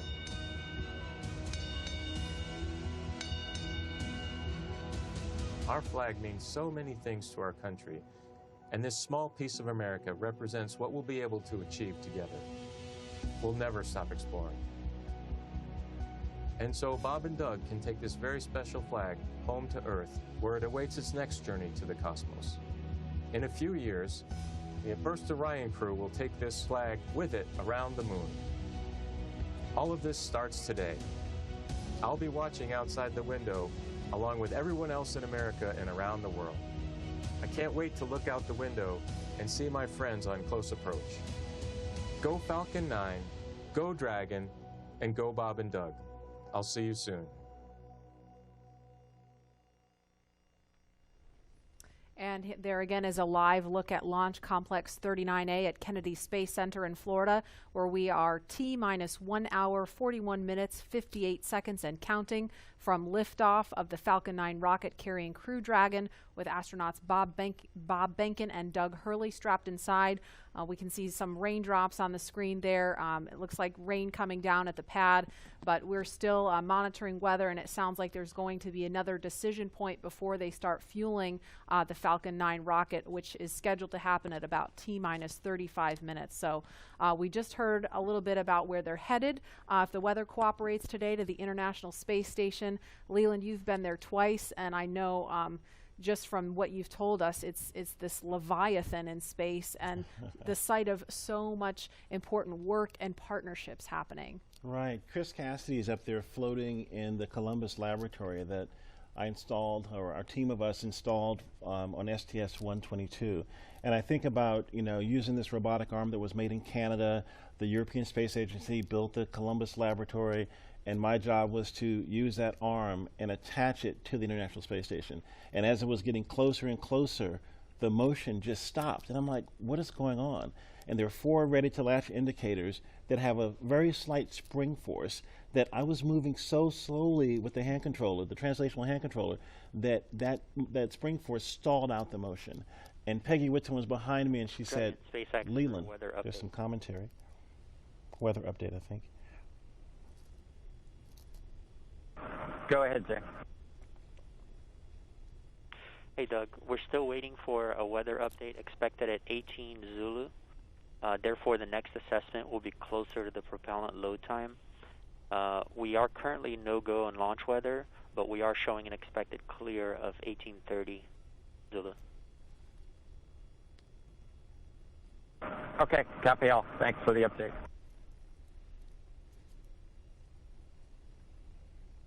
So we just heard if they were to launch right now, the weather would be no-go. However, it sounds like there may be an opportunity if the weather clears, as it sounds like they expect it may. So again, we're gonna keep listening as we continue talking. If we start to hear any kind of chatter, especially if it's about the weather, we're gonna do our best to quiet down so that we don't step on that and everyone can hear it along with us. But Leland, you were just talking about the work on station, and Peggy Whitson was getting ready to tell you something. Well, so the Columbus laboratory is stalled out. It's about to be attached, and there were 10,000 people waiting. Their job security depended on me installing this thing properly. Right. And Peggy said, Leland, push just a little bit harder on the hand controller, and all 4 ready-to-latch indicators went green. And I was like, yes! And that was our primary mission objective. But that paled in comparison to what happened next. Peggy invited us over to dinner in the Russian segment, and we had this meal with people from all over the world, Russian, German, French, African American, Asian American. This diversity that we talked about earlier, were up there breaking bread at 17,500 miles per hour while listening to Sade's Smooth Operator. What? It blew my mind. It was Smooth Operator, right? You What know? an appropriate song for this I know. job too, right? Wow, does she know? She knows Oh, now. yeah. And Dan Tani actually changed the song from Smooth Operator to Arm Operator. So you see Arm Operator. I love it. Love it. And Leland, you actually, we were in another taped segment when you got a text from Drew Foystel. Can you share that with us? Yeah, Drew Foystel, his good friend, just sent me a text saying that the families say hello to all who are watching and thank the nation and the world for their support and interest. And Chris Ferguson just actually sent me a text. He was the commander on STS-135 and one of my classmates from the 1998 class, and he says, way to go, Godspeed on Crew Dragon. That's awesome. It's great to hear those words of support. Thank you guys for watching and everybody following along at home. I mean, the COVID-19 situation has been just a tough time for people stuck inside, homeschooling their kids, still trying to do their jobs, and so it's really cool to be able to watch this happening. And we see the pad closeout team. Looks like they are getting ready, or they've left the white room and they've already come down the crew access arm, so they are getting ready to leave the pad now. And we are going to go now to the Operations and Support Building 2, where Daryl Nail is standing by with NASA's Chief of Staff to talk to us a little bit about some of NASA's ambitions beyond the International Space Station and its work with the Commercial Crew Program. Daryl? Yeah, that's right. We're here in the mission briefing room at the top of Operations and Support Building here, where there's a lot of important people that are gathering to watch the launch here. And one of those people, it's not me, by the way, one of those people that is important is Gabe Sherman, NASA's Chief of Staff. We appreciate you being here. Hey, thanks for having me, Daryl. You got kind of the insight of what's coming down the pike here at NASA. So, of course, today is Commercial Crew, and we're focused on that, seeding the commercial market. But what's off in the horizon for NASA? Well, I'll just tell you, it's an incredibly exciting time to be at NASA, and you know this. I mean, you're here every day. But whenever you think about what we're doing with Commercial Crew, in the horizon in July, we're launching Mars Perseverance, which is just going to be an incredible thing for us. You look at the end of this year, SLS, the largest rocket in the world, is going through testing right now, going through green run testing, and we're hoping maybe by the end of the year we could even get it right out here to the Cape, which would be just an incredible achievement for our team. So there is no shortage of things to be excited about at NASA right now. And it feels like everything is really starting to happen here recently with everything that you just mentioned. And if we get that first Artemis launch, that could be right around the corner as well. Oh man, we're looking at I think late 2021 is what we're looking for. And so you think about SLS potentially moving from the green run to the Cape. You've got Orion finishing up its last little bit of testing. It moved from Plumbrook earlier this year, our station up there in Ohio, down to KSC. So we're looking at checking it out throughout next year. and hopefully we'll have the first integrated flight of SLS and Orion at the end of 2021, and I'm telling you that is going to be a moment. That will be exciting. Yeah. And there will be a thunderous boom right here at the Yes. Kennedy Space Center. So with Mars as the end goal, how does all of this get to that end point? You bet. No, and I think that's what's so important about the Artemis program, right? Our long-term vision is to get to Mars, but when you think about Artemis, everything that we're doing at the moon is helping us learn, prove out capabilities and technologies, work through the right mission durations, understand how we utilize the resources of the moon potentially to go further onto Mars. So the technology, the science, the exploration, architecture that we're putting together, each and every piece of it is helping us learn a little bit more, prove out a little bit more so we can take that next giant leap to Mars. And so everything that we're doing at the moon helps prepare us to move on to Mars. How about the activity in low Earth orbit, like Commercial Crew, which is happening today? How does that help us for missions to the moon? Yeah, I think anytime you're launching humans, you're learning, right? And you're taking what you've learned and you're moving it forward to the next mission. But I think it's really about the business case. If you think about what Commercial Crew is, it's NASA moving from owning and operating hardware to buying a service, right? And if you remember just a few weeks ago, man, we awarded 3 contracts on the human landing system to commercial companies. And so we're hoping that we move to a day where we're actually buying a service to get our astronauts back and forth to the moon. So actually enabling the commercial market to go from low Earth orbit all the way out to lunar orbit. And so Commercial Crew is a great proving ground for that, helps us prove out that business case, build those partnerships, and then we get a feed forward to the moon. So it means a lot. This means a lot as we move out. And it's really exciting when you talk about the Commercial Crew, the commercial aspect going to the moon, right, and those partners. They're going to be studying those landers to see if they are viable for NASA? Yeah, working through a tremendous process with the commercial providers and NASA engineers going through initial designs right now, looking at the capabilities that they've proposed, and then trying to make decisions on which landing system goes early in 2024, which landing systems are better prepared for sustainability out in the later 20s. And so that is going to be an ongoing process throughout this year and moving into next. So it's going to be really exciting to kind of see what comes out as, hey, this is the lander that's going to take the first woman and the next man to the moon in 2024. Right, so different than the time of Apollo when we went to the moon, and that program ultimately came to an end. The idea here, though, is to try to create some sustainability. Talk about that. Right, and sustainability, you can get to sustainability if you have reusability, right? And that's what we're seeing with Commercial Crew for sure. But whenever you think about our human landing system, you're looking at a system that we put out there at the moon once we get to sustainability, and it's going back and forth, taking multiple trips to the lunar surface, back up to Gateway, which you're familiar with, is kind of our smaller space station we're going to put in orbit around the moon. So we are building an architecture that is going to enable reusability at the moon. Apollo never had that. And so whenever you think about driving down cost and increasing access, reusability, sustainability are critical.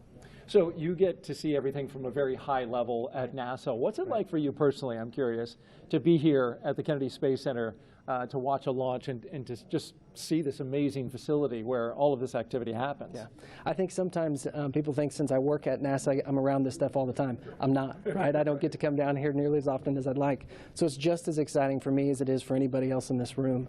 When you think about all the hard work that our team has put in to get us to this day, to actually come down and be a part of it with them, it's just overwhelming and incredible. So we're just a little bit excited. All right, Gabe Sherman, NASA's Chief of Staff. We appreciate you joining us today and enjoy the launch. I certainly know you will if we're able to get that one off. We're going to toss this back now to Hawthorne, California.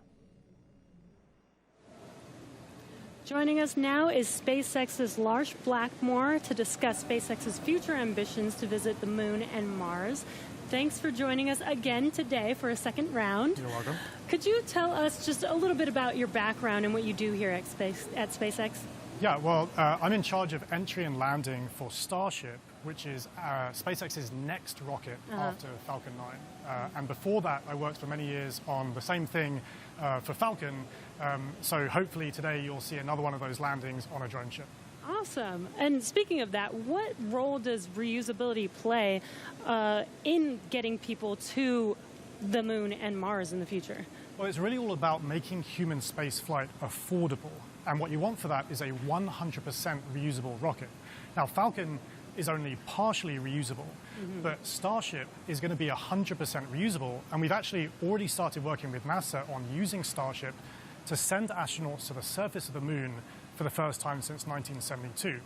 Not only that, Starship will be refuelable on orbit, and the combination of those two things will let us send people basically anywhere in the solar system with more payload for less money than I think people have really been contemplating. I think for the first time we can seriously talk about things like lunar bases, or what SpaceX cares about most, a self-sustaining civilization on Mars. Right. So what you're saying is I will have an opportunity soon to get on board one of those spaceships. I very much hope so. Yeah. So speaking of reusability and landing, I know you mentioned Starship will be refuelable in orbit, but Falcon does come back and land back on Earth. What are the challenges with actually landing on the moon and landing on a planet like Mars? Yeah, well, you can't land like a plane, because the moon and the Mars either have no atmosphere or have a very thin atmosphere, and even if you could, there's no runway that someone's built for you. So that's one of the reasons that we do propulsive landing on Falcon, because we want to figure out how to do propulsive landing. That fundamental architecture works on basically any planet. If you have no atmosphere like the moon, you do a propulsive landing burn all the way. If you have a thick atmosphere like Earth, you let the atmosphere slow you down as you float down, then do a short landing burn at the end. And for Mars, which has an atmosphere but a very thin one, you do something in between the two. Wow. Yeah, that sounds really difficult, and I'm sure there's been a lot of effort put into that. Can you tell us anything about what we're working on now to get us to a point where we can do a landing like that in such a harsh environment? Yeah, so figuring out propulsive landing is really the key part of it. But what people may not realize is that every time we bring Falcon back, we do something called an entry burn. So just before we hit the atmosphere, we light the engines to slow the rocket down. That happens high up where the air is very thin. And it just so happens that the conditions there are very similar to what a Mars landing burn would look like. So even though it takes months to get to Mars, and you can only do it every 2 years when the planets line up, we effectively get to practice Mars propulsive landing every time we bring Falcon back, including, hopefully, today. Wow. And as you mentioned, every time we bring Falcon back, we learn something new. Can you tell us a little bit more about what we learn after the vehicle has returned and we're able to check out the vehicle? Yeah, so Jessica actually mentioned this earlier, that I talked about how cost is really one benefit of reusability, but reliability is the other benefit. I mean, imagine that you do all this planning to send a rocket up through the rigors of launch and re-entry, but you don't get to see the rocket afterwards. And what we would like to do with reusability, what we've been able to do with Falcon 9, is see the rocket, inspect it, and because of that, we've been able to correlate our models pre-flight to what actually happens when you launch, re-enter, and land a rocket. Right, instead of just guessing what happened to the vehicle after it's left. Exactly. That is amazing. Well, thank you again for joining us today for a second round. Hopefully the weather works with us today in a couple hours, actually. Let's throw it back to KSC with Marie.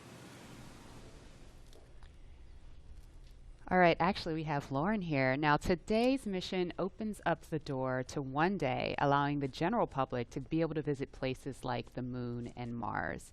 And as you've heard through several interviews today, reusability is a really, really important part of that. Imagine if every time you flew a plane from LA to New York, you threw it away at the end of the flight. That would mean essentially airline travel would be too expensive, costing hundreds of millions of dollars a flight, and almost no one would be able to fly. And so that's what SpaceX is trying to do here with reuse, allowing not just a handful of people to be able to go to space, but tens of thousands and hundreds of thousands of regular folks like you and me to be able to go to space. So, myself, when people like me have a chance to go, I know my dream is to land on Jupiter's moon, Europa. Scientists believe that there is a liquid water ocean underneath the ice and that it has the potential to be habitable. And so I'm super excited to get up close and personal to maybe some space fish. Leland, what about you? Where would you go? Wow, that's a pretty interesting destination. I think I would like to go to Mars. We've studied Mars so much and looked at it, and I think maybe having a Martian base that is dog friendly, you know, bring the pups along, because I think as we explore, we want to take our families, our cultures, our traditions, you know, with us, and you know, flying with Doug and Bob is cool, but you know, having more people, yeah. There's See? the dogs. The puppers, love taking the the dogs. puppers to space. I mean, you know, they're not. They look ready to go. They too. are ready to go. We just needed maybe some like SpaceX type suits for them, you know. But it's that's what it's all about, exploration. Like the settlers going west, you know, they took everything with them, and they started these new communities and these new traditions. And I think that's what we do with space travel. We start new traditions and communities and bring everyone together as one family, one civilization. Absolutely. We're here for it. And knowing that the opportunity to fly to space as a private citizen is really just right around the corner, we have a new poll question on Twitter for you. If given the opportunity to fly to the moon, now we're talking the moon, would you fly to the South Pole where no one has ever been, or would you go to the Apollo 11 landing site? So those are going to be some interesting answers. And while there is not a ton of cargo on today's mission, Dragon is carrying 2 very special payloads, aside from Bob and Doug, of course. The first of those payloads is a series of custom art pieces entitled Humankind by Los Angeles artist Tristan Eaton. These indestructible, double-sided paintings made from gold, brass, and aluminum celebrate how far humanity has come, as well as how far we still have to go. It includes a beautiful homage to the Saturn V rocket, as well as a nod to Bob and Doug's current ride to space. And you can find more images and information about these pieces on SpaceX's social channels. Next, in the spirit of inspiring the next generation of explorers, we wanted to celebrate the class of 2020, from kindergarten all the way to graduate school. So SpaceX and NASA invited students from around the world to submit their photo to fly on America's first human spaceflight in nearly a decade. Each graduate's photo was used to create a mosaic image of our beautiful planet Earth, which we printed, and it's now being flown aboard Bob and Doug's flight on the Crew Dragon spacecraft. We received nearly 100,000 photos. That's a ton, so thank you, and congratulations, graduates. Yeah, I've got a couple of family members and friends who submitted their photos, so they're super excited about seeing their faces go to space in that beautiful mosaic. That was really cool. And again, that's what it's all about, you know, everyone coming together with their experiences and bringing them forward to space. And I think regular people flying to space, I mean, SpaceX is going to be flying, you know, non-government people, non-military people, but people that have a desire to explore and do new things and traditions off planet, as we say sometimes. Yeah, I mean, all this time since we've had the International Space Station, it's been government astronauts performing the research because you're the only ones we've been able to send, right? But well, we've had some tourists, though. We've had people that paid their way on a Soyuz rocket. Sure. Go. But it's really the Billionaire Boys Club. You know, that's what Pharrell talks about with, you know, it costs so much money to go to space, and I think that price point will come down as we make this more, you know, more amenable for everyday people. Absolutely. And eventually being able to fly artists and musicians and poets, people can tell the story of what they've seen out there in a way that really connects to the soul of people down on Earth, so they feel inspired to go. Exactly. Now, following today's mission, we will be one step closer to a future where we can all have that opportunity to gain the orbital perspective and explore new worlds. In just over an hour from now, Bob and Doug will be the first people to launch on an American vehicle in almost a decade. And for the SpaceX team, if I can try to speak for all of us, which is impossible, but I will say it has been an absolute honor to have the opportunity today to have this stage to show the world what we've poured our hearts into over the years with our partners at NASA. And it's just deeply humbling to know that the agency and that Bob and Doug have entrusted us with this critical mission. The responsibility that's on our shoulders is huge, and we're just so grateful to be here today. Absolutely, and I know that our NASA teams really share in that sentiment. We heard from just a handful of them earlier when Bob and Doug were riding out to the launch pad. But there's so many people that we're probably never going to see or hear from on the public stage, but that have poured their hearts and souls, as you said, into this mission. All the engineers up late hours checking, double checking, triple checking everything to troubleshoot and solve problems and get us to this point. So it's just really awesome that we've made it to this point. When you think about legacy, Katherine Johnson, who helped get John Glenn to space, her daughters are watching right now. And that, again, that legacy going forward to the future of space travel is powerful. Wow. And we heard from two icons of science and exploration on Wednesday, and we couldn't resist sharing these shout outs with you one more time. Wow, we're making history again. The NASA program. I am there with you guys in spirit. Bob, Doug, good luck. I know you'll be fine. I'll be watching and got everything crossed, arms, legs. I'm tied in a knot. Can't wait for you to get back safely. This is the first time a U.S.-built rocket has taken people into space in 9 years. It's quite an accomplishment. So for us at the Planetary Society, more rockets means more exploration. More people in space means more exploration. More countries involved in the endeavor of spaceflight means more exploration. This is how we know the cosmos and our place within it. So congratulations, SpaceX. Here's wishing your team, and the crew especially, a safe journey and the joy of discovery. Let's go. So great to hear from William Shatner and Bill Nye, two very recognizable faces following along on the mission. Yeah. And we want to go over to Dan and Jesse in Hawthorne, where we are now just 1 hour and 18 minutes from launch. Dan, Jesse? Hey, thanks, Marie. Yeah, 1 hour, 18 minutes. I think we're tying ourselves in knots, just like Captain Kirk. We're really hoping the weather cooperates. In about 20 minutes or so, we might clear. So we're getting hopeful. We're getting our hopes up. Yes, yes. Very excited. Again, we're T-minus 1 hour and 18 minutes from launch, and the anticipation is real over here.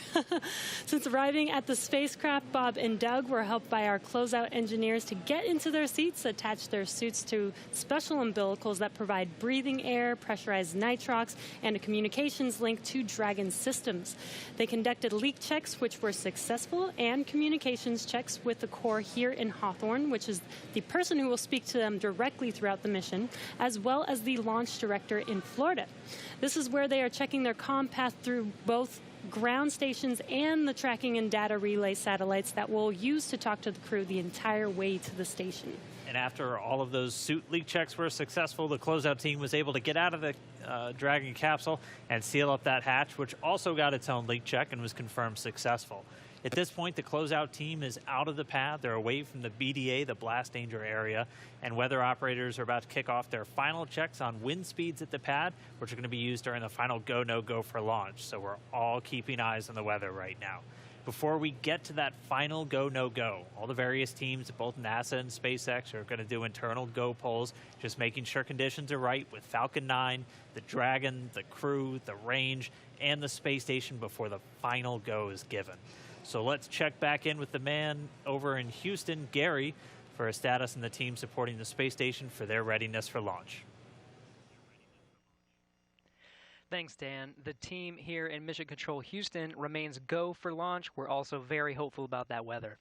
All systems on board the station that are required to be healthy for this mission are continuing to look good. Chris Cassidy is wrapping up his workday, and we'll be watching Bob and Doug launch here in just under an hour. So station power and communication systems are normal. Computers and networks used for monitoring Dragon's approach have been checked out, and the cabins and the station cabin's atmosphere and pressure are as expected and ready to welcome 2 new crew members aboard. Mission Control will be closely monitoring Bob and Doug's flight and checking off milestones for most of the flight, and this very same team will be coming back tomorrow to be ready when Dragon gets in range of the International Space Station and we begin integrated operations and prepare for Dragon's docking. So I'll send it back. International Space Station team here is ready for launch. Go Falcon 9, go Dragon, and Godspeed to Bob and Doug. All right, thanks, Gary. If you are just now joining us, you picked a really good time. We're just a little over an hour to launch. And welcome to our coverage for the mission known as Demonstration Mission 2, or Demo 2. Liftoff time still holding for 3:22 p.m. Eastern.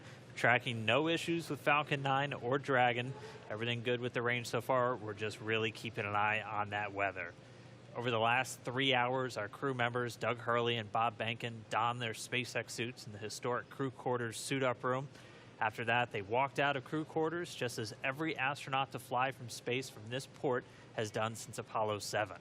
And then they were transported over to the pad, where the crew members entered the SpaceX Crew Dragon spacecraft that we're looking in live. Today is a historic launch. It will be the first time a commercially built spacecraft will launch people into orbit, and the first time the U.S. has sent people to the space station from American soil since 2011 with the retirement of the Space Shuttle program. Over the next hour, we will conduct a series of polls to get ready for launch, have Bob and Doug arm the launch escape system, and begin fueling Falcon 9. Launch is set for 3:22 p.m. Eastern. This will include a 12-minute flight to orbit and then a 19-hour flight to dock with the International Space Station tomorrow morning. Today's mission is the culmination of years of work between teams at SpaceX and NASA. Demo 2 is going to be an end-to-end flight test starting with this launch today, going on to dock with the space station tomorrow, and then splashing down at the end of their mission. And this is going to be the final test for NASA to certify SpaceX for regular crew flights to the space station. We've been hearing a little bit from the crew on board Dragon, which you can see on your right screen. They are currently strapped into their seats and already through communications and leak checks. They're able to follow all the milestones still ahead on those display panels just above them, getting insight into all Dragon and Falcon 9 systems as we proceed towards launch. So at T-minus 1 hour and 13 minutes, let's check in with John I for a status update on the vehicles. What's the update, John? Thanks, Jesse. Well, not much to add to what Dan and Jesse just brought up. We've had a smooth countdown this afternoon. SpaceX team is working no issues as the pace begins to pick up here in the last 70 minutes. On Falcon 9, we did get the team on console. Earlier, you heard the comm checks between the responsible engineers and the crew. The engineers will be making calls on ascent for the crew's benefit, so they want to make sure that they could hear them before we go. The propulsion checkouts of the first and second stages are beginning right now. We're watching them begin to go through the process, opening valves. That check will go for about another 10 minutes, and that'll be our last one until propellant loading. Now the team will assess readiness for launch with a final go-no-go poll at T-minus 45 minutes, and that'll be followed by propellant loading starting at T-minus 35 minutes. Now earlier today, Dragon operators also performed a series of checkouts of Dragon's flight systems. The spacecraft is also currently go for launch. Our NASA crew, astronauts Doug Hurley and Bob Benkin, are currently inside Dragon. The hatch is closed. The SpaceX ground crew has left the tower. The next major event for Dragon is retract to the crew access arm that you can see currently alongside the capsule. That'll happen somewhere between T-minus 45 and T-minus 42 minutes. Now the range is currently clear for launch from historic Pad 39A. The worldwide network of ground stations and the tracking and data relay satellites are ready to support Dragon as it heads into orbit. The weather, that's the one concern. We will get a weather brief at T-minus 1 hour, so just under 12 minutes from now. Currently, the ground and upper altitude winds are go, so that's one thing that we can check as green. At the current time, we did have some rain earlier that appears to have let up, but we are red on conditions for both the electric field at surface levels, lightning, and cumulus clouds. There is a expectation that a forecast that'll be coming up at about T-minus 1 hour also may give us clearance of those conditions. So everything is focusing now on the weather brief at T-minus 1 hour. Also, we should hope to hear about the final check on the ascent corridor. That's the weather along the Atlantic seaboard in case Dragon had to abort on the way to space. The conditions there have been marginal, but the expectation that it would be good for launch. But we will get all of that coming up here very shortly prior to entering propellant load. Now today we are aiming for a launch at 3:22:45 p.m. Eastern Daylight Saving Time, or 19 hours, 22 minutes, 45 seconds Universal Time. Once we begin loading propellant, there's no opportunity to change T0. So once propellant is loading, we're committed, and we'll get one chance at it today. But currently at T-minus 1 hour, 10 minutes, and 30 seconds, everything except the weather is go for launch. Thanks, John, for that detailed update. We've got an extensive history now of flying Falcon 9 from the Florida coast, and just last year completed a test run of the mission. We're less than an hour from beginning here today. The purpose of that mission was to demonstrate Dragon's capability to safely and reliably fly to and from the International Space Station. The success of Demo 1 was a really exciting moment, Falcon paved 9, the way Falcon for 1 today's bleed is mission to where we are today. And right now we're getting ready to fly U.S. astronauts from U.S. soil for the first time since 2011.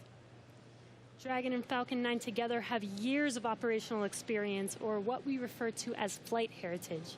As I mentioned earlier, SpaceX has successfully completed 21 flights of Dragon to and from orbit since 2010, including 20 trips to the International Space Station. Not only have we conducted thousands of hours of testing, we've also enhanced and added a number of safety features to Dragon. Much of what was learned with the Cargo Dragon was leveraged in the design of this new vehicle. It's fully autonomous, which means it can basically fly itself, but also features that full manual override capability just in case of emergency. And many of the other enhancements help towards SpaceX's goal of reusability and less refurbishment time between missions. So let's take a closer look at these advancements. Standing at almost 27 feet tall from the very bottom of the trunk to the very top of the nose cone, Crew Dragon's comprised of two main elements. You have the capsule, which is designed to hold crew and pressurized cargo, and then you have the trunk, which holds unpressurized cargo as well as having a solar array and radiator.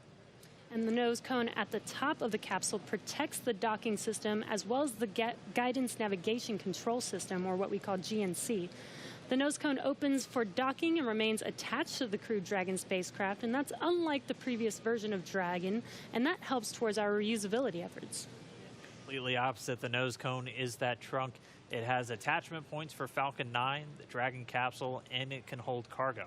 On the very outside of the trunk, one half of it contains a radiator that rejects heat from the active thermal control system into space. That's the white part, and that uses SpaceX's new picotiling technology.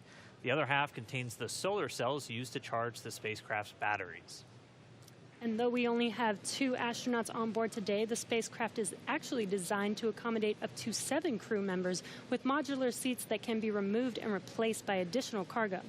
The seats are made of carbon fiber and are custom sized for any crew member flying on board. The control panel centered right between the pilot and the commander seats and has those 3 touchscreen displays that gives the crew insight into Dragon and even the ability to operate the vehicle and fly it manually. And finally, our Super Draco launch escape system is a key safety feature of Crew Dragon, giving the crew the ability to safely escape from the time of launch all the way to orbit. And as we look to the future beyond this test flight later this year, the first operational crewed mission for NASA will take place. NASA astronauts Mike Hopkins. Reminder, review your launch commit criteria and indicate readiness at the appropriate time. Step 5469 for propellant load and launch. That's a good sign. That was the launch director. We're getting ready to pull the teams as we move towards that go, no go for propellant loading, which happens at about 45 minutes before launch. But back to our Crew 1 mission, NASA astronauts Mike Hopkins, Victor Glover, and Shanna Walker, and Suichi Noguchi of the Japan Aerospace Exploration Agency, or JAXA, were chosen to support this mission. Again, it's called Crew 1.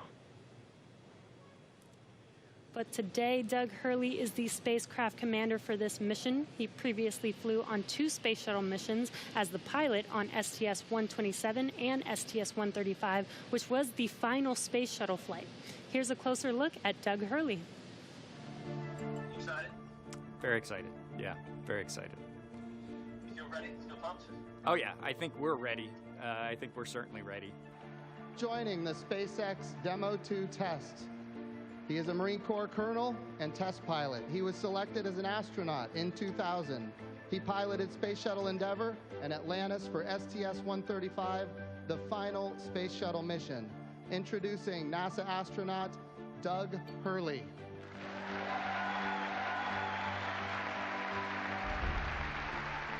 It's a life-changing process in so many ways to fly into space. It's just overwhelming in some respects.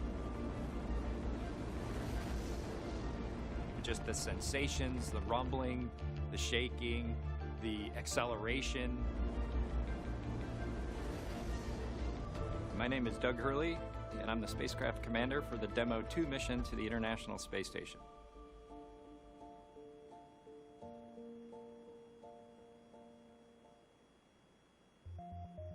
This will be the first time the Dragon had a crew on board, and so there's a myriad of objectives we want to achieve for this mission.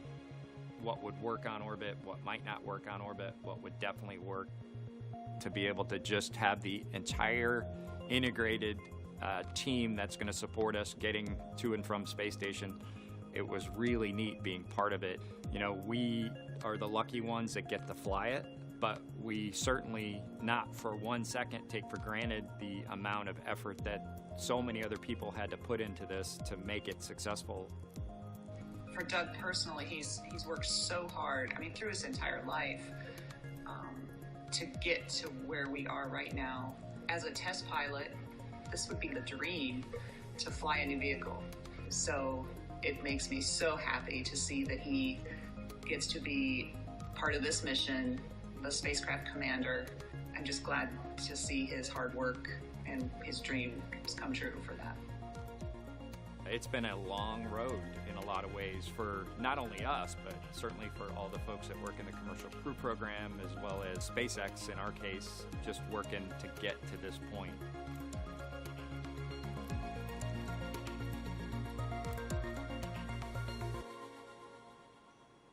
We're a little over 1 hour, 3.5 minutes away from launch. Now let's learn a little bit more about the man sitting next to Doug Hurley inside Dragon, NASA astronaut Bob Behnken. My career at NASA has kind of spanned a couple of decades at this point. I arrived with the class of 2000, went through the training program, primarily focused on the Space Shuttle and the International Space Station, learning those systems. Having launched a couple times on vehicles, you know, the second time was definitely different than the first time. You can feel a little bit guilty of, hey, should I study one more thing, or is there one more piece of information I should get? Am I really prepared or not? So that's definitely different between where I was on my first flight and where I'm at right now. For me personally, as a spouse, watching everything that Bob has put into this over the last 5 years, the dedication that he's shown, the perseverance is pretty special. For both of us, though, the way our minds work, it won't be until sort of the mission is complete that you have really a chance to savor it and celebrate it. This is a huge accomplishment for an Air Force flight test engineer to be part of the demonstration mission of a brand new vehicle. It's going to be amazing. Without a partner that has that same appreciation, I think it can be challenging for some folks. There's a lot of work and a lot of time that takes away from family that that my spouse appreciates, and I love her for that. On a deeply personal level, I'm really excited that my son is going to get a chance to see me launch into space. Being an astronaut has been a little bit of an abstraction thing for him because he's seen me do it in old videos, but he hasn't seen me do it for real. And so I'm excited for him to see this launch. Really, my role on the Demo 2 mission is to make sure that we get this vehicle tested and evaluated so that we can move on to more operational missions at the International Space Station. We've got a lot of objectives on board the vehicle that we need to accomplish to really make sure that it's good to go. We'll make sure all those systems are working during the test flight so that the future missions will have them available even if they don't plan to utilize them. Through years of the NASA team, helping to share that experience and teaching them the lessons that we've learned by going through this. Now there's another capability in the U.S. besides NASA to operate something of this magnitude. I want to thank the entire Commercial Crew Program team that's worked together to get to this point where we've got vehicles in the launch pad ready to head to the International Space Station.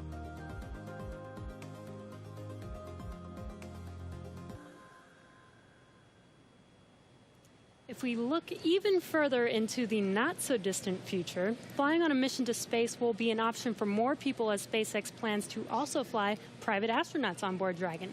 Earlier this year, SpaceX signed an agreement with the space tourism company Space Adventures to fly up to 4 passengers on an orbital trip aboard Dragon as early as next year. And of course, it's NASA that is making private astronaut missions to the space station a possibility.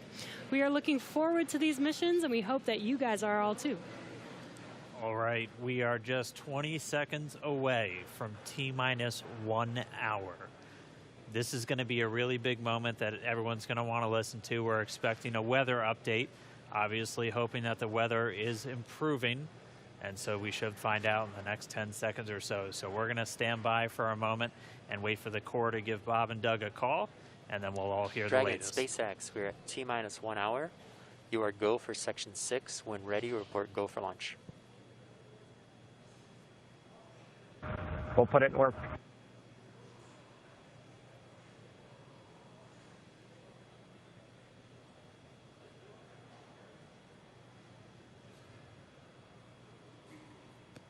And that right there was a call for the crew to refer to some of their procedures. They do some final checks. You can see them checking harnesses, checking helmets, just making sure that they're strapped in and ready to go. And once they're done with that, the crew will report their readiness for launch.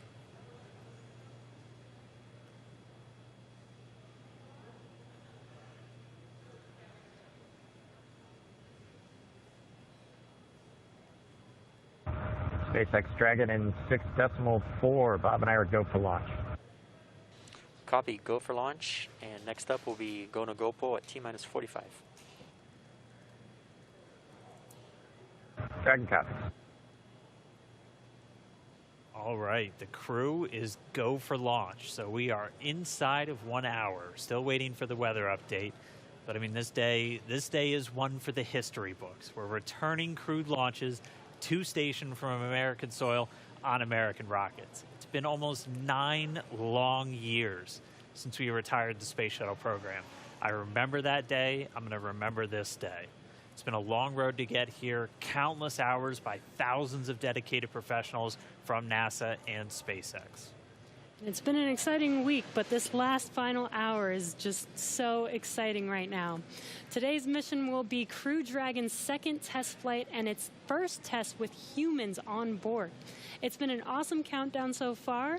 Weather, we're still waiting for that update, so it's still a watch item, but the crew is go for launch, so at T-minus 45 minutes, hopefully we'll get an update on that weather. We've had a really clean countdown so far. It started with suit up just over 3 hours ago. The SpaceX team helping Bob and Doug put on their suits, conducting initial checkouts, including an initial pressure and leak check before they got to the actual walkout. And all of that done in that operations and checkout facility. The crew walkout was where Bob and Doug gave their final goodbyes to friends and family gathered outside the operations and checkout building before they began that roughly 20-minute ride to pad 39A. Really touching moment, saying goodbye to their family, both their wives and sons right in front of them.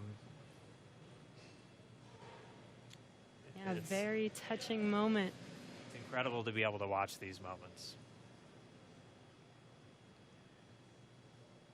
And as they got into their Teslas, we got to watch them ride all the way to the pad, and we got some great footage there.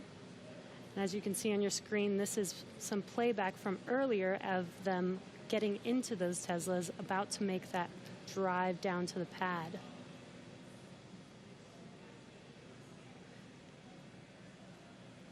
And once they got to the pad, they did take a minute to take in the sights, and they headed up the fixed service structure to begin the process called crew ingress, where Bob and Doug entered. And there you can see on your screen as they're coming through the crew access arm, entering the white room right before they are able to ingress into the vehicle there. Again, this was from earlier. Yeah, this all from earlier, and as we said, that white room, the last place on planet Earth, they're standing before they climb into Dragon for the ride uphill. SpaceX carrying over a tradition that NASA had where that was traditionally the room from Gemini, Apollo, and the space shuttle, that last place.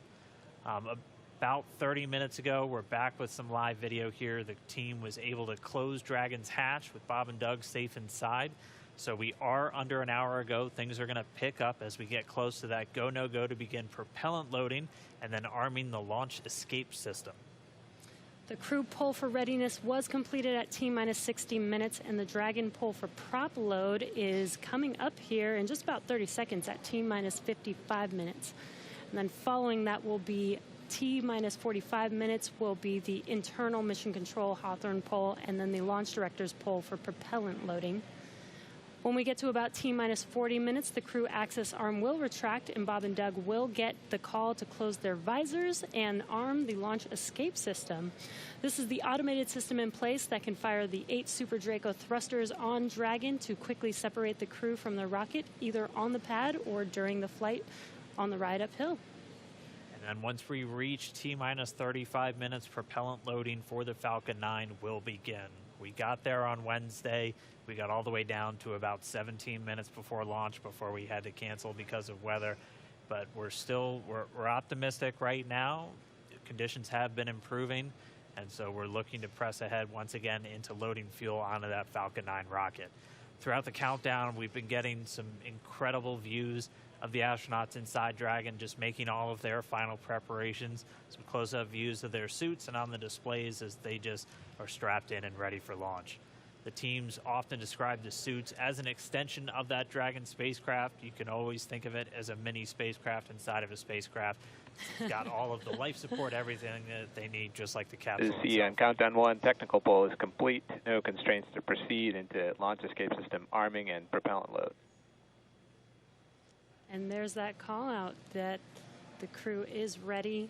They are ready to load prop onto Dragon. So we are pushing forward towards T0.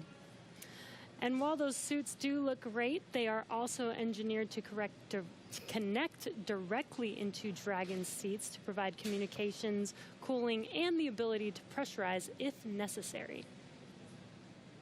All right, well, we did get the call out that the technical teams on the ground are ready for launch escape arming and propellant loading. Again, things starting to pick up, things really starting to feel real. Let's jump down real quick to the team at Kennedy, see if you guys are just as excited. I can't sit still right now. It's starting to feel real. Yeah, it's hard to sit still in here, right, Leland? That rocket fuel going through my veins still. I know. It's so awesome when we see them sitting there in their suits. We're less than an hour away now. So far, things look like we might make it. We might make it. So I want to ask you what it was like the first time you put on a spacesuit when you knew you were going to space. Oh, that was February of 2008. We were in the ONC building getting the pumpkin suits on. A little bit different than the SpaceX fly SpaceX suits, but it was kind of surreal, you know. And to think that all of these, it took 10 years of training to fly in space. It took me 10 years from when I got in the Corps in 1998 to flying in February of 2008. So it was a long road to get there, but it was so worth it and so sweet. And you know, learning how to use the green apple, the connections for oxygen, for cooling, much different than these suits that we have here with SpaceX. And so it's a lot more complicated to go through that whole series of things that you have to do to make sure you're safe in the suit. But we've evolved, we're ready, and they look so cool and calm and collected in their suits and in the vehicle. They're focusing and getting ready to fly in space.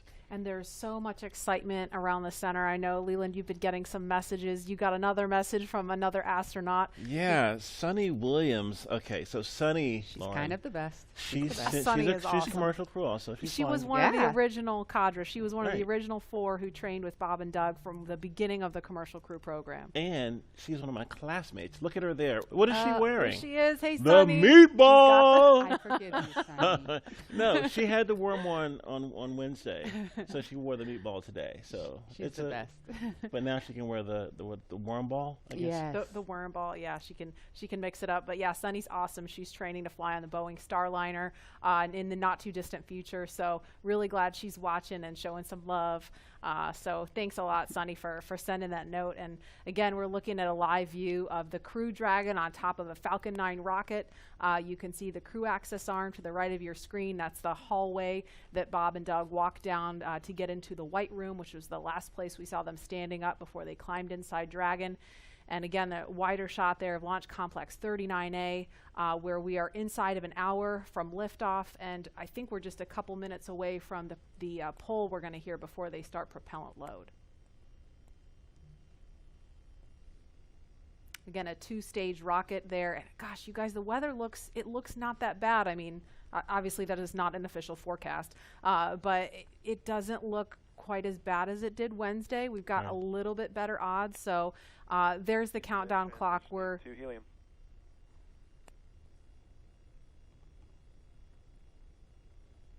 going to pause to listen to that comm.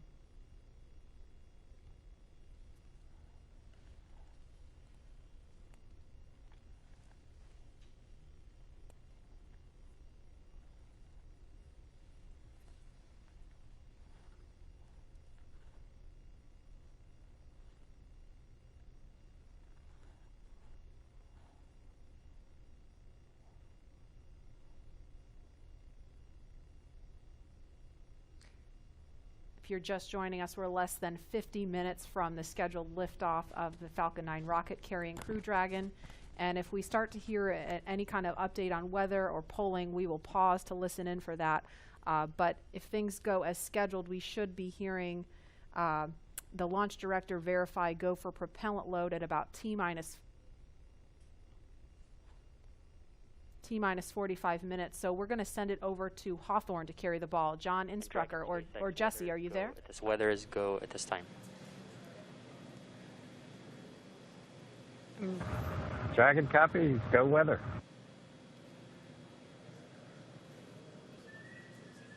And there you heard that call out. So far we have good weather. We are go for launch today. This is getting really exciting. I don't know about you, Dan, but my heart is beating pretty fast right now. Yeah, we've been waiting for those words since Wednesday. Oh, and yeah. we did hear a call to the crew, just in case you missed it, that they were only tracking one final weather constraint. It was the cumulus cloud rule. They were expecting it to clear up within 10 minutes, and it's cleared up now. So we are currently go on weather. Yes, and it's been pretty incredible to be so close to launch, and the road leading up to this point has been pretty incredible as well. It has been. It's been a partnership between NASA and SpaceX. We've been working together since SpaceX started flying cargo to the International Space Station, now getting ready to launch Crew. And we've been really fortunate to work with not only a lot of international partners on the International Space Station, but a lot of really as a reminder, great here in companies. the control room, we'll be closing doors here once we start with propellant load. Any last-minute bio breaks, please go ahead and accomplish those in the next few minutes. And the launch director just getting the teams ready. We'll be coming up on that propellant loading. Again, that starts at about 35 minutes prior to liftoff, so in about 12 minutes from now. There's going to be a go, no go coming up really soon. So let's go over to our man, John I, for the latest. John? It's T-minus 47 minutes, 24 seconds. We're continuing to count down.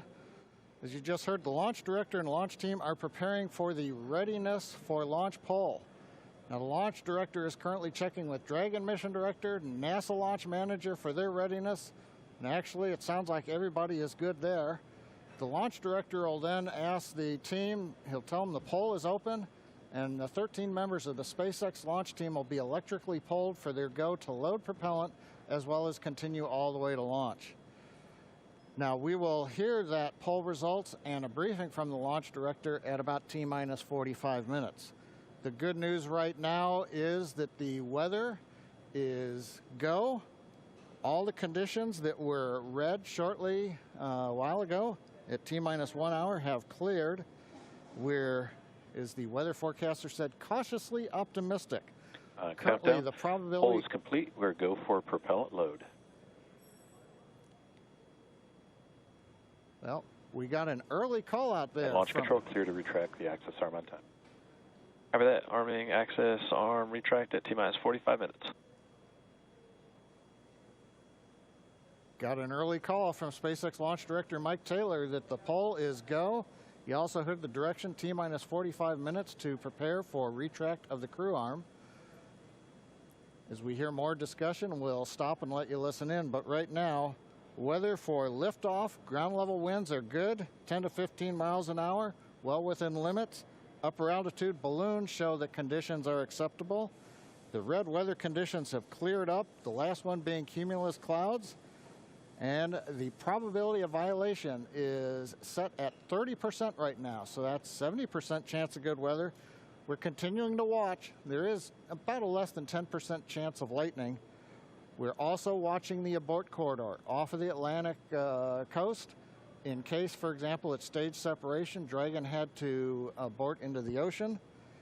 The conditions there are acceptable. There has not been lightning lately. The weather, winds are good, light rain. It is go, but NASA is going to continue to watch those conditions. T-minus 45 minutes and counting. Reminder on hold and launch escape protocol. For non-urgent no-go conditions, brief the CE or LD, and they will approve aborting launch auto sequence and proceed to launch abort. For urgent issues affecting the safety of the operation, operators shall call hold on the countdown net. Launch control will immediately abort the launch auto sequence and proceed to the launch abort auto sequence. Operators shall also advise launch director whether structural break or fire is imminent or occurring per Dragon manual escape flight rules. A reminder on fire alarm instructions. In the event of a fire alarm, key operators previously briefed will remain at their post while the alarm is evaluated. In the event that personal safety is threatened, evacuate to the south-facing emergency exit, which leads directly outside. At this time, weather is go for launch. You can see on the screen, we're inside T-minus 40, we're T-minus 44 minutes, 5 seconds. Crew access arm retracting away. SpaceX launch director is given the final brief to the crew.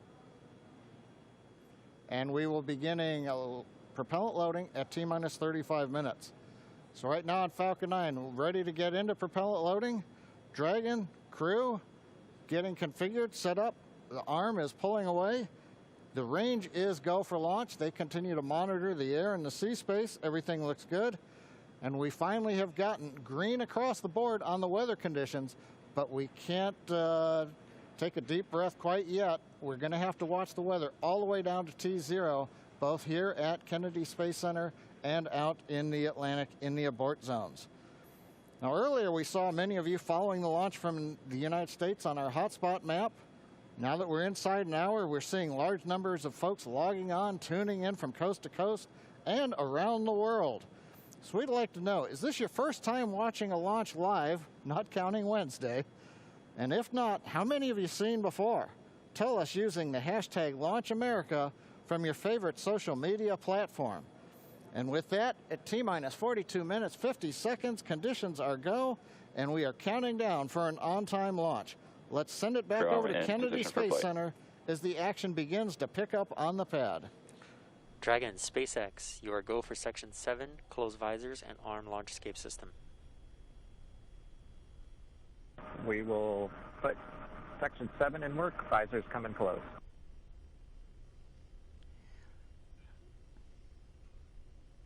All right, the countdown clock is continuing to tick. My heart is continuing to beat 5 million beats a second. And we are getting so close. SpaceX Dragon in 7.2. Visors are closed. We're arming launch escape system. Copy. And as you just heard, the crew is arming the launch escape system. That is one of the absolute last big milestones prior to liftoff, other than nominal Falcon operations.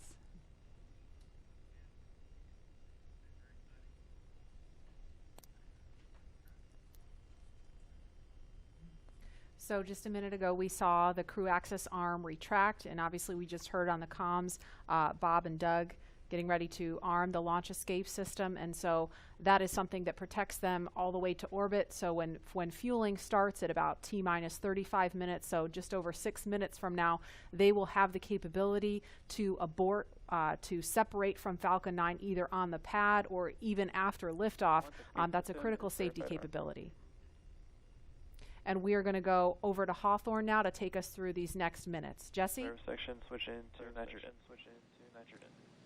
We did hear that call out that they are arming the launch escape system, so very exciting. SpaceX has designed Crew Dragon and Falcon 9 to be the safest launch system ever flown. So we brought back Nick Picone, SpaceX's Nick Picone, to talk more about this again. Thanks for coming back and joining us today, Nick. Hey, Jesse. Happy to be here. Still monitoring the launch here with our recovery and ground operations teams. Awesome. And Nick was our mission manager for our in-flight abort test earlier this year and now works on the Starlink team. Nick, on Wednesday you talked about the launch escape system. Could you just give us a brief summary today for those that are joining today? Sure. So the launch escape system, again, is our ultimate safety feature to keep Bob and Doug safe in the event of a major Falcon anomaly on the pad. The system is designed to automatically fire if either vehicle detects a dangerous condition developing. And if that happens, Dragon will use its 8 Super Draco engines to push the capsule off and away to a safe distance away from this Falcon. This capability is absolutely critical. It's what keeps the crew safe, and we're now active and armed on the pad with it protecting the crew. And as you mentioned, the launch escape system allows the Dragon to separate and get away from the vehicle. I believe it goes into the ocean. What happens after it lands safely in the ocean? Correct. So for most of our failure modes, the successful end state is Dragon deploying parachutes, splashing down safely in the ocean. But since a launch escape can happen while the vehicle's on the pad or anywhere in flight up through orbit, it could be splashing down right off the coast of Cape Canaveral. It could be splashing down thousands of miles away in the North Atlantic. If that happens, to make sure we can get to Bob and Doug as quickly as possible, the Space Force's 45th Space Wing, Task Force 45, has pararescue teams staged and ready all around the world, ready to drop in and rescue Bob and Doug as soon as possible. And you mentioned that the launch escape system will keep them safe all the way up to orbit. What other options are there after Dragon is in orbit? Sure. So if for any reason we're unable to dock to the International Space Station, we have several pre-planned return trajectories, which will bring the capsule down to a splashdown point close to shore, where NASA and SpaceX recovery forces will be waiting to recover them. It'll look like an otherwise totally normal recovery operation, except for the early end of mission. This operation is something we're doing with one of 2 identical crew recovery ships. We do that because the landing sites, we want to maintain as much flexibility as possible. There could be changing weather conditions that bring down one site and leave the other one up. So we have those 2 identical ships, one in the Atlantic, one in the Gulf of Mexico. And our space operations team can redirect the spacecraft to go to whichever site is the safest option for the crew at that time. And with the vehicle, in almost any scenario, it sounds like the vehicle will land into the ocean. And it may look like a gentle landing into the ocean, but it's a pretty dynamic event happening.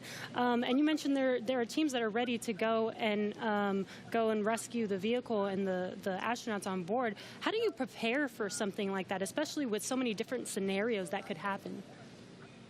Sure. So we're lucky to have had about a decade of recovery experience with Cargo Dragon 1 in our previous trips to the International Space Station. That, along with our booster recovery missions, we've got a great team of recovery operators here who have a lot of offshore experience with our spacecraft. The system, though, that we took that experience, we built up a new crew recovery ship, 2 identical crew recovery ships, I should say, which have a lot of those lessons learned baked into the design of that ship and the operations. These new ships have complete medical facilities, an operational helipad, and redundant communications, power, and propulsion to make sure they're robust and ready for anything we encounter offshore. We've also done tons of training exercises with the SpaceX team, the NASA team, and the rescue forces I mentioned earlier, practicing capsule recovery, emergency scenarios where we have to get the crew out of the capsule while they're still in the water, as well as those helicopter evacuations, taking off and landing from the pad many times so that we make sure the team is ready to do that. they're all staged and ready. They feel ready to support, and will be ready to call on us if anything goes wrong today. Awesome. It sounds like Bob and Doug are in some really good hands and will be safe no matter what occurs on the vehicle. So thank you, Nick, for joining us again, for walking us through all of those details. I hope you're just as excited as we are for a launch coming up here very, very shortly now. So we're going to send it over to KSC to Lauren. Thank you, Jesse. So as you just heard, fueling is about to begin at T-minus 35 minutes. We are about 50 seconds away from that. And so we're getting really, really close to the first launch of astronauts into orbit from American soil since 2011. The launch escape system is armed, which, as you know, happens before fueling. And Dragon propellant load, that's the propellants that are inside of the Dragon capsule, not the rocket. Prop load for Dragon took place weeks ago and just a few miles down the road in what we call Dragonland. And those propellants, they are MMH, or monomethyl hydrazine, which is the fuel that we use. It's hypergolic fuel. And NTO, or nitrogen tetraoxide, that's the oxidizer. Those two come together and they ignite in space to propel the vehicle. You don't need that TTEB or a third thing to ignite, because hypergolic propellants don't require it. You just need the fuel and the oxidizer. And as you just heard, propellant load has started on Falcon 9, and that's awesome. All right, so that bipropellant system feeds all of the engines on Dragon. So Dragon has 12 service section engines in each, so there's 3 in each quad, 3, 3, 3, and 3. Those are used for on-orbit maneuvering for Dragon. There's also 4 additional Dracos that are underneath the nose cone for large Delta V maneuvers that the vehicle will perform. But the engines that Nick Picone was talking about earlier are Super Draco engines.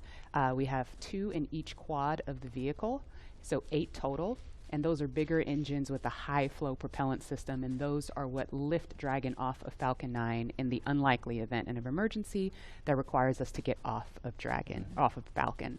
Now, you probably remember, let's see, a Mercury, Apollo, Soyuz, they have that big pointy tower on top. That's the launch escape system for those vehicles. It is actually just another rocket on top of the spaceship that lifts the vehicle off. In the case of Dragon, our escape system is integrated into the vehicle completely. And so that's just better from one less thing you have to jettison every single flight. But it also allows us to have escape capability from the pad before T0 all the way through to orbit. And so even at the very last minute, if we needed to get off of stage 2 while we're in space, we could actually escape to orbit. So yeah, that's the escape system for little baby Dragon here. Thanks, Lauren, and thanks for walking us through that, because I think it's really important that people understand that critical safety capability, and that's the whole point when we hear that launch escape system is armed. What that means is that in an instant, they can separate from Falcon 9, shoot up into the air, and they can splash down safely in the Atlantic Ocean under Dragon's parachutes. And it was designed to do that. So now that fueling is underway, it's been going on for about 2 minutes now. So they have that safety capability ready to go on standby in an instant if they need it. And so we want to go over to Hawthorne now for an operational update from John Insprucker. John? Fuel and stage 2 fuel, all flow rates tracking nominally.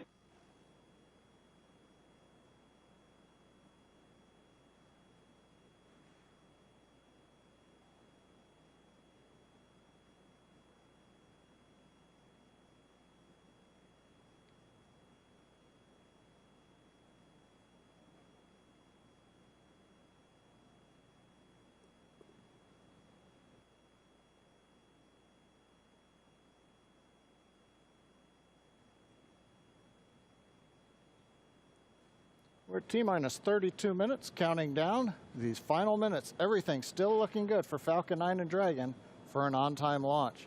Falcon 9 did begin propellant load at T-minus 35 minutes at planned. Now on the Falcon 9, we use a fuel and oxidizer as the propellants that power it. The fuel is commonly known as RP1. That's rocket propellant grade 1 kerosene. The oxidizer is densified liquid oxygen, also called LOX. Densified means it is kept much colder than typical for launch vehicles. This allows for more oxidizer to be loaded into the first and second stages. Now with the fuel and oxidizer on hand, we need an ignition source to complete that fire triangle, as we call it. For this, Falcon 9 uses a fluid called T-Tub. It ignites in the presence of oxygen and gives off a green-colored flame. Now it's hard to see on the first stage ignition due to the water that will be spraying on the pad, but you might just see the green flare as the second stage engine ignites following stage separation over 2.5 minutes into flight. Now currently first stage fuel tank is about 10% full. The first stage, as a reminder, as you look on the left side of your screens, the first stage is the long white cylinder at the bottom, topped off by the black cylinder. So over 2/3 of the rocket is that first stage. So the fuel tank is getting loaded. We're also loading the liquid oxygen into the first stage also. The second stage, which is the top 1/3 between the Dragon and the black cylinder, that's the white second stage, that is being loaded with fuel right now. That's about 8% loaded at this moment. Liquid oxygen loading is going to begin on second stage at T-minus 16 minutes 30 seconds. Liquid oxygen loading will continue on both stages all the way down to the last few minutes of the count. We're also loading helium into pressure vessels on the stages. That's used to pressurize tanks in flight as the propellant is pulled out by the strong Merlin turbopumps. On board the Dragon spacecraft, astronauts are monitoring systems while the propellant is loaded into Falcon 9. While we mentioned we had trained them with sounds that we had recorded on board. They've been through most of a propellant load, and they are now experiencing those sounds and vibrations. Stage 1, cryo helium load continues started. to report no problems. They are go to support launch. Weather, the last of the red conditions cleared up about 15 minutes ago.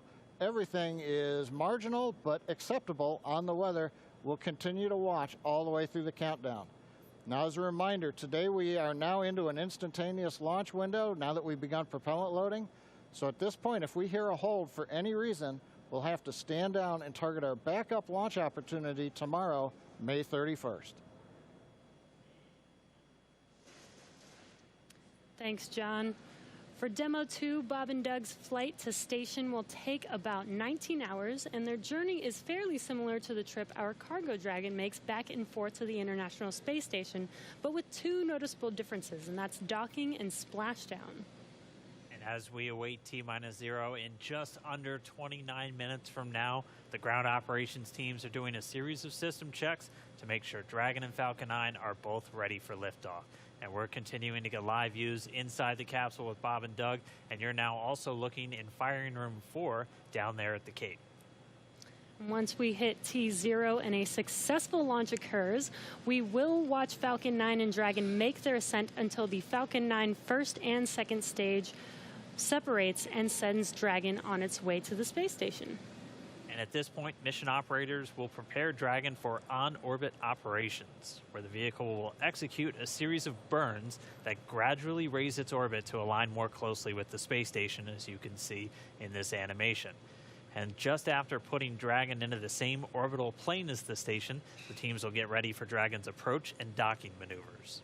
The next Dragon will make its approach and actually dock with the space station. And this is a very different process from what we've seen with Dragon cargo deliveries in the past, which use a process called berthing. Berthing requires a spacecraft to approach the station and then stop so a crew member can maneuver the station's robotic arm to capture the spacecraft. Docking on this version of Dragon can be done autonomously with no crew on board the station. It's typically a faster process, both when arriving and leaving, but it does still require pinpoint accuracy to approach safely. Once captured, a spacecraft then gets attached to a common berthing mechanism, the same type of port that we use to connect each of the modules on the station together. It's a little bit slower of a process, but the hatches are significantly larger than the docking ports, which makes them perfect for bringing up those really big cargo items. Dragon will spend up to 120 days docked before preparing to return home. Following successful completion of Dragon's test objectives and cargo loading operations, the crew will close the cabin, perform final system checks, and configure the vehicle for undocking. Once the automated undocking sequence is complete, Dragon will complete 2 departure burns using its Draco engines, pushing it away from the space station. And And next up on the trip, deorbit entry and landing, or splashdown, which is going to cover all the operations following that final departure maneuver. It's going to include events like the trunk separation, closing of the nose cone, a deorbit burn, and then eventually as they get into the atmosphere, the deployment of the drogue and the main parachutes, and all of that ends with splashdown right off the Florida coast. At that point, teams from SpaceX will move in with their recovery ship, grab the capsule out of the water, and work to get Bob and Doug out of Dragon after a successful mission in space. So we are 26 minutes away from launch. Fueling of Falcon 9 is continuing. Let's check in one more time down with the team at Kennedy. Murray? All right, thanks, Dan. We are so pumped right now because things have cleared up and it looks like we might actually do this today. If you're just joining us, we are now 25 minutes, 46 seconds and counting from the first launch of astronauts to the International Space Station from U.S. soil in 9 years. This will mark the beginning of a new era where more people will be able to fly to space than ever before. And we want to share with you the results of a poll we asked a little earlier. If you could go to the moon, now it's not where the astronauts are going today, they're going to the space station, but if you could go to the moon, would you rather visit the South Pole where no one has been before or the Apollo 11 landing site? And it was a pretty even split. We had 46% of you say you would go to the moon's South Pole, and 54% of you would go to the Apollo 11 landing site. I kind of side with the Apollo 11 landing site because I'm a history buff and I want to see where Neil Armstrong and Buzz Aldrin set foot. So I don't know. What do you guys think? Lauren, which place would you go? I'm with you on that one, and I would love to go see that flag there and those footsteps, those footprints there. Still be there, right? There's no wind up there. Still be there. Leland, how about you? I think I'm with both of you because it's just like, you know, the meatball, you know, the classic. Yeah. Going to the classic spot, and that's where all of it started. That's where all that inspiration came, even though I was an antenna engineer not seeing it. But besides that, that's history. And hopefully maybe it wouldn't have to be one or the other. That's true. Exactly. Yeah. I mean, we're going to learn more from going where we've never been before. Exactly. And so we need to go to the South Pole too. And we are thrilled to see all of you following along online. Thank you for answering our poll. And we're going to go over to Tahira, who's been monitoring all the action with less than 25 minutes to go. Tahira, I'm sure things are heating up online. Hey, Marie, I mean, you're completely right. Now that we have that go for launch, people are on the edge of their seat right now waiting on this historic moment to take flight. As you can see, photos are still coming in of just everyone around the country showing their excitement for this launch. And it's really been a touching thing to see how everyone's kept this excitement going from Wednesday's first attempt. So we just took a look at numbers, and we are now over 3 million people tuning in for this historic launch. And so for me personally, I just want to wish Bob and Doug the best of luck. This will be my own first time watching humans lift off to space from the United States, and it's just going to be a super emotional moment. For that, Marie, back to you at Kennedy for these last minutes before launch. All right, thanks, Tahira. And Leland, we got 23 minutes and some change to go. What do you think Bob and Doug are feeling right now? I think, you know, they're very calm, cool, and collected as test pilots, but I think they're thinking about what are the steps that I have to take if a malfunction or something happens. And so the nominal stuff is all kind of automated, but if something happens where they have to intervene with those touch screens, that's what they're thinking. And we're just inside 23 minutes now. So on Wednesday, we were 5 minutes further in the countdown when we heard that call to scrub, and the weather was still very touch and go at this point on Wednesday. But today, at least for right now, I don't want to jinx it. I'm afraid to even say it out loud, but it looks better today. Yeah, and it feels like, whew, I'm feeling it a lot more than I did on Wednesday. Right. And, you know, speaking of Bob and Doug and them being really calm and cool and collected, having had the opportunity to be in meetings with them and to watch them train, I have to say, and to all of my friends who work with them every single day, the feedback is always just what great people they are. Right. And just how not just bright and sharp they are, but just good people. Right. And around the office, we often refer to them as the dads. Yeah. The dads? They're the dads. They're dads. They are dads. Okay. And we've met their families. And when you see people on that very personal level, it starts to mean so much. They are a part of our team. You know, they're not a customer. They're our team. They're not a payload. They're our team. They're a family. And So we're just so excited to see the dads up there today. Yeah. Go dads. Yeah. All right, we're going to go send it over to Gary for an update from Houston. Gary?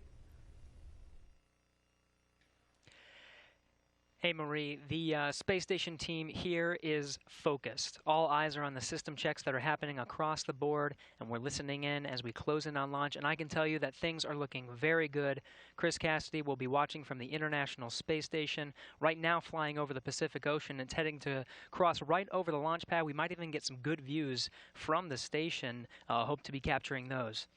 We'll have the launch view and the big screen up front, and everyone's excited to see our 2 crew members on their way to the International Space Station.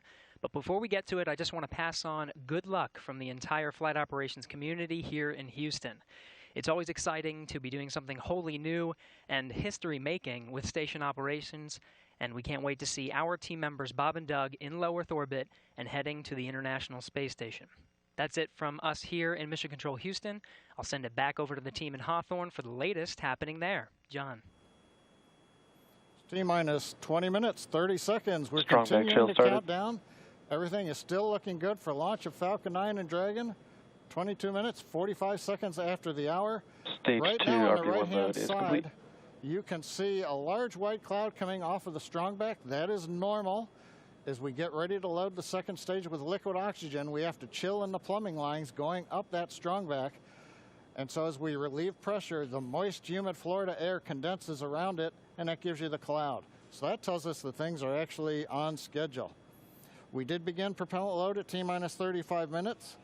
Fuel loading on the second stage, I believe we just heard the call out that it is complete.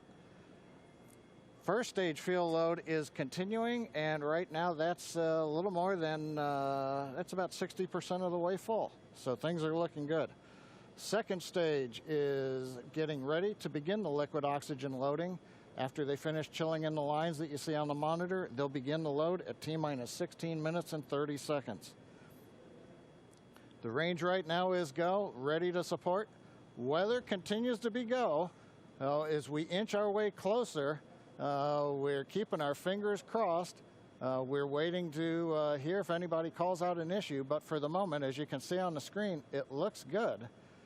Now on the Dragon side, the Dragon mission director and the team there are reporting no issues.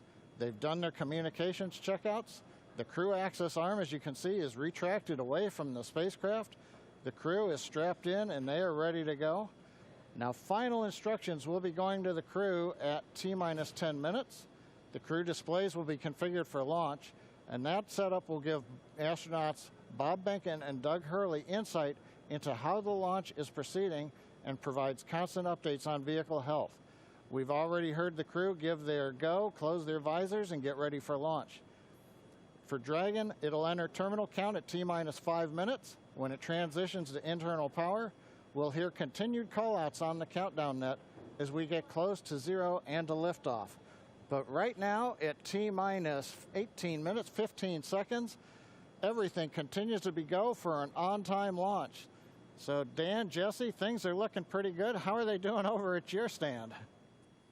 Things are great from about 15 feet away from you, John, and honestly, things are looking pretty great down at the pad there. We're seeing a lot more blue in the sky. Green is the color we want when we're talking about weather, and that's where we're sitting right now. So we're continuing to count down. We are under 18 minutes away from liftoff. Again, it's an instantaneous liftoff it's going to be 12:22 and 45 seconds here on the West Coast, 3:22 and 45 seconds over on the East Coast there in Florida. Just a reminder, it's going to be about a 9-minute ride up to orbit for the Falcon 9 and Bob and Doug on board Dragon.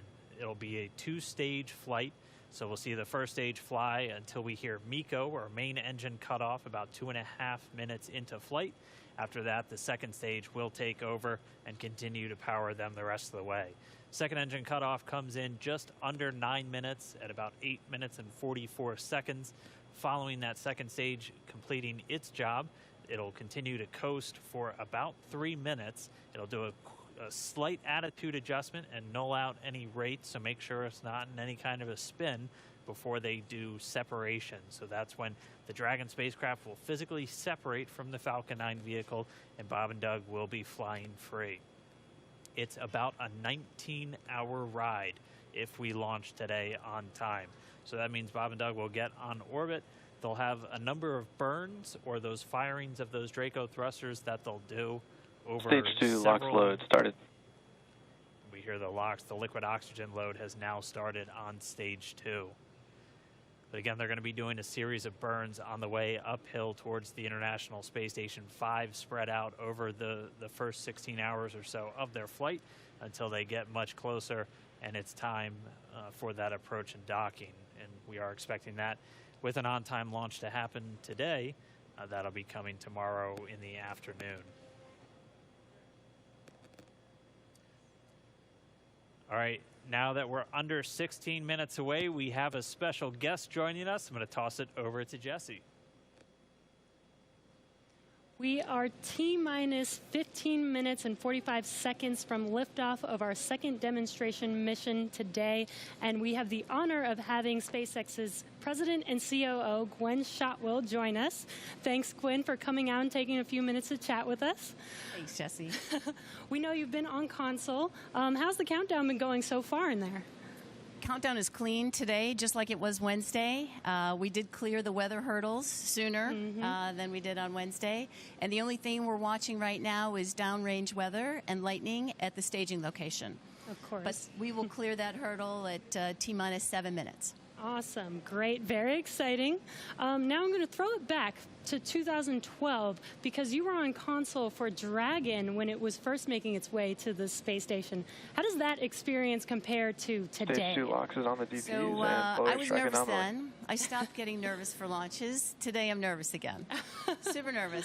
Stomach and throat. Understandable.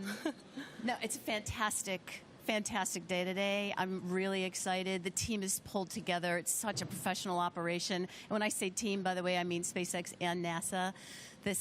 These folks have been working incredibly hard and have done a fantastic job. Yes, and we are all so excited. And we know that you have to get back inside of mission control, but is there anything that you wanted to say before liftoff to NASA and SpaceX? Well, I want to thank NASA, of course, for their generosity and their help with getting to this place. I want to thank all the SpaceXers who have come together to make this moment in history. And I want to thank Elon for hiring me. We thank Elon for hiring you as well. Thank you so much for joining us. We'll let you get back to mission control. And good luck with launch today. Thanks, Jesse. And Godspeed, Bob and Doug. Well, we are so excited. We are just a few minutes away from countdown. So we are going to turn it over to Dan and John for the final minutes in terminal count. Take it away, John. T-minus 13 minutes, 30 seconds, continuing to count down. We're continuing to load fuel onto the first stage. That should finish up in just about 6 minutes. Fuel is completely loaded on the second stage. That's closed out. And we are continuing to load liquid oxygen on both the first and second stage. The liquid oxygen load beginning on the second stage just about 3.5 minutes ago. We are also loading cryogenic helium into the storage vessels on the first and second stage, getting in the last little bits of helium when we keep it cryogenic, cold and liquefied. That gets us, just like we do with liquid oxygen, the maximum amount into the storage volume so that we can get the most performance out of the vehicle. Right now, we are in a fairly quiet state on the vehicle. Ground pumps continuing to put the propellant in to first and second stages. Next significant issue, callouts that we're going to hear will probably be inside the T-minus 10 minutes when they talk to the crew. We'll listen for that. But at the moment, everything continuing to look good at T-minus 12 minutes and 20 seconds.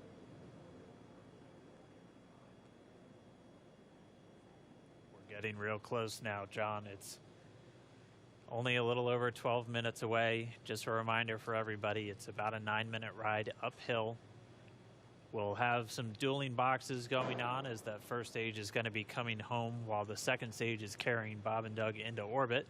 But obviously, we'll be keeping an eye on our astronauts the whole way uphill. Some of the calls that you'll be hearing, as there will be what we call performance calls over the Dragon to ground the entire way uphill.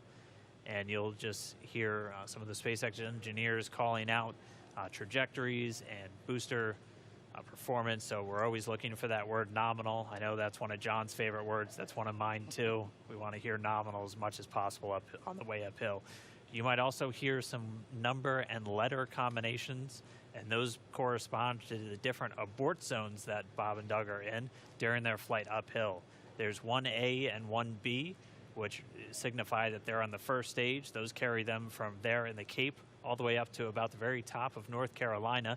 And then we'll have 2A through 2E or 2 Echo, and that will be on the second stage, and that goes from North Carolina all the way up to about the tip of Newfoundland, so in the northern Atlantic. And then there is a zone of the northern Atlantic that we're going to avoid, and so you should hear the call out be something similar to forward to Shannon, and that just refers to Shannon, Ireland, which they'll be going off the coast of Ireland at the later stages of the second stage if they have to abort. So just prepping you now for some of those calls. You're hopefully going to hear that word nominal a whole lot on the way uphill. 10.5 minutes. Things are pretty quiet. As John I said, it'll pick up right at about 10 minutes. We'll wait for the crew just to confirm that their displays are in order. The crew is already strapped in and reported that they are go for launch. And we'll continue to watch the fuel gauges tick up on the Falcon 9 vehicle until fueling cuts off at just about 2 minutes prior to launch. Dragon and SpaceX confirmed displays are configured for launch. SpaceX Dragon displays are configured for launch. Copy. Bob, Doug, on behalf of the entire SpaceX team, it's been a huge honor to help you get ready for today's historic mission. Know that we're with you. Have an amazing flight and enjoy those views of our beautiful planet.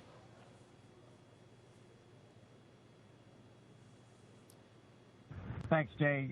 It is absolutely our honor to be part of this huge effort to get the United States back in the launch business. We'll talk to you for more, but thank you. Copy all. Thanks for those words. The SpaceX core, so again, that voice that's going to be talking to Bob and Doug throughout their mission from right here in Hawthorne, just offering a few quick words. The crew did confirm their crew displays are configured for launch. We are coming up on 9 minutes and counting. We've gotten through T-minus 10 minute with the crew discussions. Activity is now going to switch over to Falcon 9. Our next major event comes at T-minus 7 minutes. We begin what we call engine chill. Pre-valves will open. Those currently separate propellants on the first stage from getting down to the Merlin engines. We'll open the pre-valves. That allowed fuel liquid oxygen to flow to the top of the pumps. And more importantly, when we open the valves, that allow us to begin chilling the 9 Merlin 1D turbopumps on the first stage engine. It'll take a few minutes to get them cold enough to where they would then be ready to pass the large amounts of liquid oxygen through the pumps and into the main thrust chambers when we get to engine ignition at T-minus 2 seconds. We don't want to try to run highly chilled liquid oxygen through a warm pump. You would flash that into gas, and running gas through a high-speed pump is not a good thing. So right now, we are waiting for T-minus 7 minutes. That'll start the engine chill. Shortly after that, we will also get the fuel shutdown.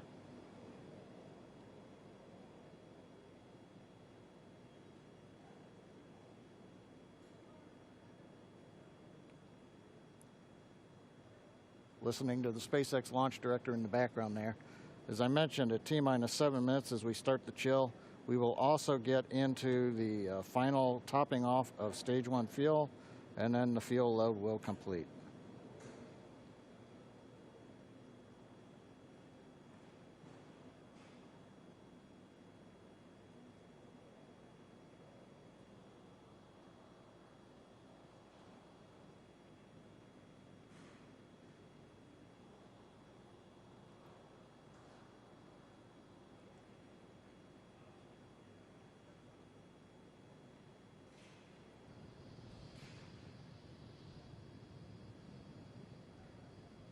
Stage 1 and Stage 2 engine chill has started.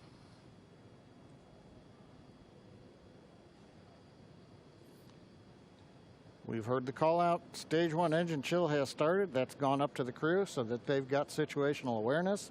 As I mentioned, the pre-valves are open. And now we are topping off first stage fuel, getting ready to finish the fuel load. Liquid oxygen load on first and second Engine stage hydraulics at pressure. will continue until the last 3 to 2 minutes of the countdown. We should hear that call out RP1 load complete coming up in about 6 minutes. Again, RP1 is just that densified kerosene or that rocket fuel that Falcon 9 is going to be used to power Bob and Doug to orbit today.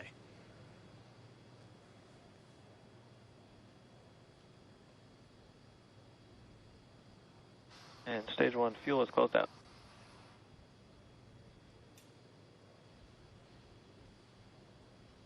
Right on time. That call out indicates that the fuel loading on the first stage is complete. Draining back the lines now, so first stage and second stage fuel are complete. Liquid oxygen loading is continuing on both stages.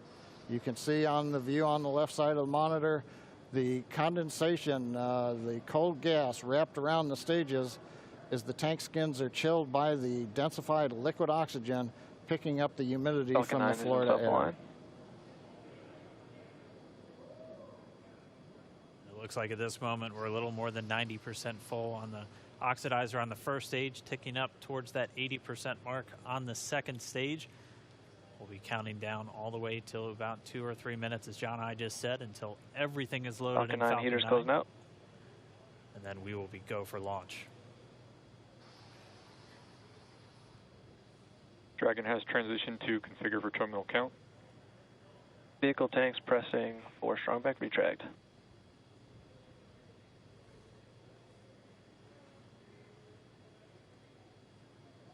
We're pressurizing the Falcon 9 tanks. We're going to open the clamp arm around the second stage and begin to retract the strong back. We'll move back about 2 degrees.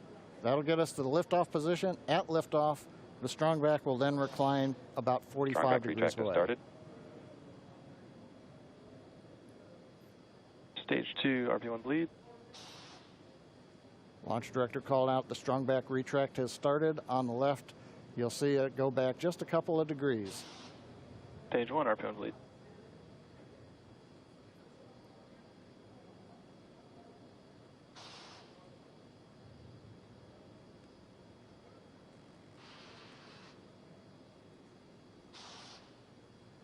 We are just 4 minutes away from liftoff. Again, at this moment, Bob and Doug are really just laser focused on those displays.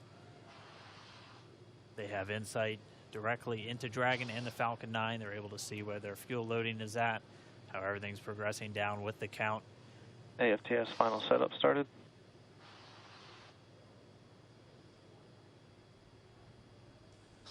Three and a half minutes from launch. And the strong back is now reclining away from the Falcon 9.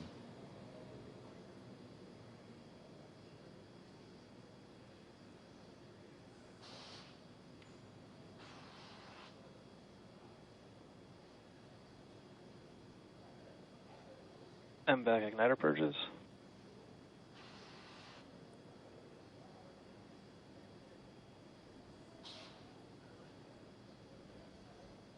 OGO bleed. Dragon has transitioned to terminal count and is on internal power. Stage 1 LOX load closed out.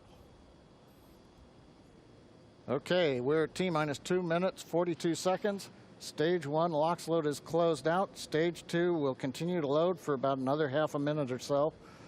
Once we get the completion of Stage 2 LOX loading, we have to vent down the line, so you'll see another large white cloud coming off of the strong back. That'll be normal. That'll happen Vehicle around is transitioning to T-minus internal power. 1 minute and 40 seconds. We're going on internal power now. Just a few seconds away from the Stage 2 LOX load being complete. It's been almost 9 years since we've been in this position. A lot of work done by thousands of people to get to this point. All our eyes focused on 2 now.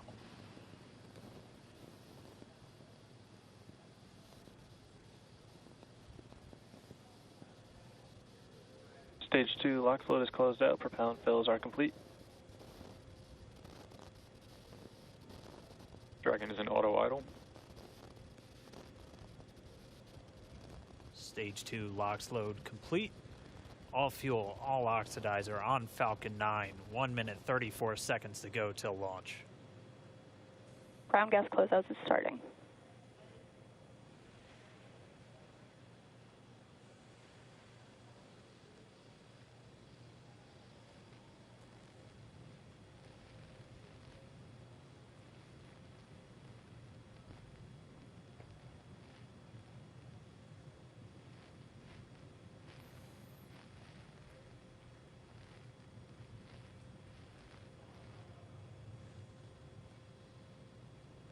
Falcon 9 is in startup. Dragon is in countdown. FTS is armed for launch. Under a minute now, the FTS, the flight termination system, has been armed. Dragon, SpaceX, go for launch. SpaceX Dragon, we're go for launch. Let's light this candle.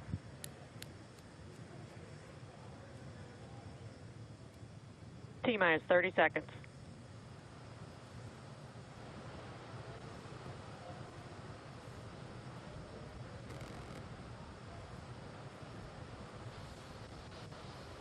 Stage 1 tanks pressing for flight. T-minus 15 seconds. 10, 9, 8, 7, 6, 5, 4, 3, 2, 1, 0. Ignition. Liftoff of the Falcon 9 and Crew Dragon. Go NASA, go SpaceX. Godspeed, Bob and Doug. America has launched. And so rises a new era of American spaceflight, and with it the ambitions of a new generation continuing the dream. 20 seconds into flight, stage 1 propulsion is nominal.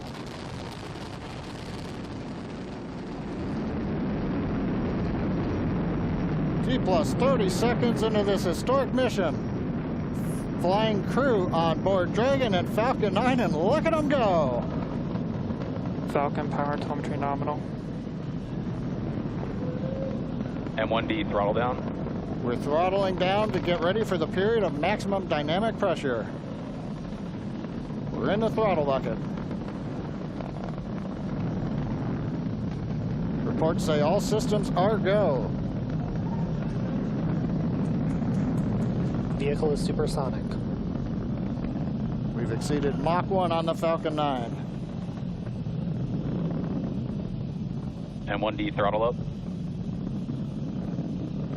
We're throttling back up to full power as we're through max Q. Copy, 1 Bravo.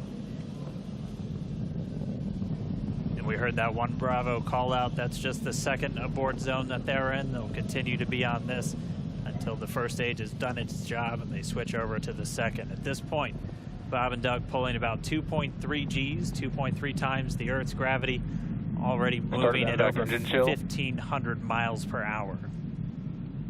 We've heard the call out for MVAC engine chill. That's getting the MVAC engine ready to light. That'll come at about 2:44 into flight.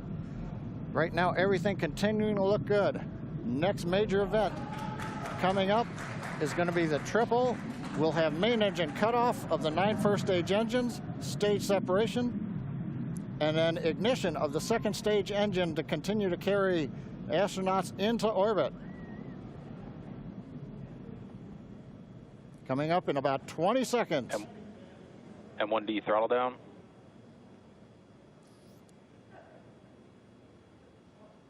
We heard we're throttling down the Merlin engines on the first stage.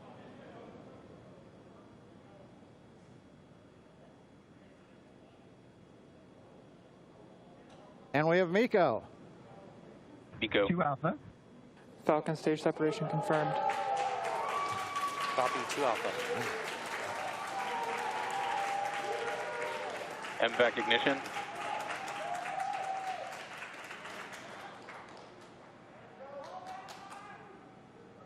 All right, we have stage separation confirmed. The first stage beginning its flight back. The second stage being powered by that single Merlin 1D vacuum engine has ignited and is now carrying Bob and Doug into orbit. So they're going to continue under the power of this second stage. Stage 2 propulsion is nominal. which will cut off at SECO, or second engine cutoff, at about 8 minutes and 44 seconds into today's flight. So a little over 5 minutes to go still on this second stage. You heard the call out to Alpha, so they're now in the longest abort zone that carries them all the way from about North Carolina up the eastern seaboard almost to Canada. Things looking good, though, getting good call outs, nominal propulsion on that second stage. Bob and Doug continuing to make their way into orbit.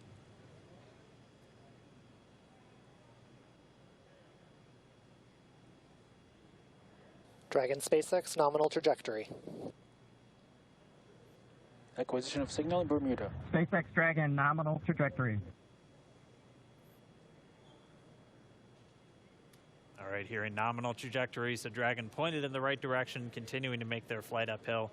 Heard acquisition of signal Bermuda. That's one of the other ground stations that they're using to get telemetry and data back from this spacecraft. Stage 2 propulsion is still nominal.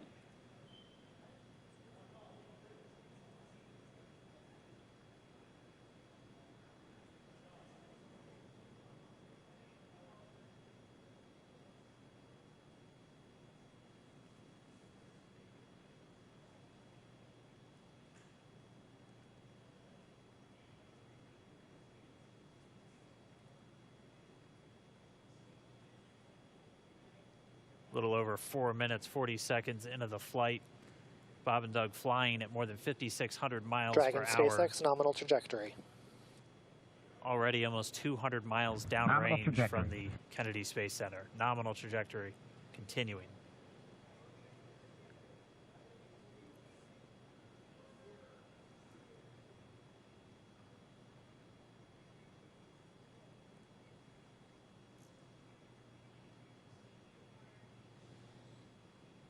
While they continue uphill, looks like we are getting a view of the first stage as well.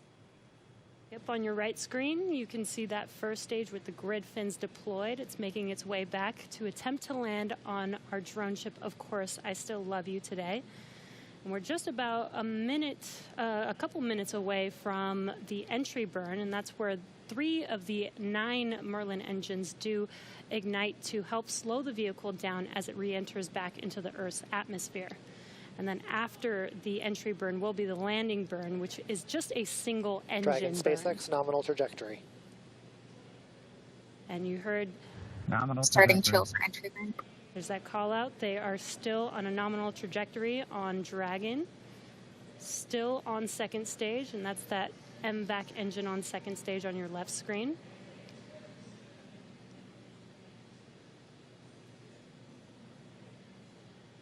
Again, on your right screen is that first stage booster coming back towards our drone ship, Of Course, I Still Love You. We're about a minute away from entry burn. Meanwhile, that second stage continuing to power Dragon into orbit. Again, if you're keeping an eye on that timer, that's going to continue to burn until 8 minutes and 44 seconds into flight. So a little over 2 minutes from now, we'll hear the call out SECO. It'll then be a little Stage 2 propulsion is still good. A little over 3 minutes until Dragon physically separates from the second stage of the Falcon 9 after the upper Dragon stage gets a SpaceX chance. nominal trajectory. Dragon copies, nominal trajectory. Continuing to check in with Bob and Doug as they are on a nominal trajectory. Just about 10 seconds away from that first stage, starting that entry burn on your right screen. We should be able to see that view live. Stage 1 entry burn startup.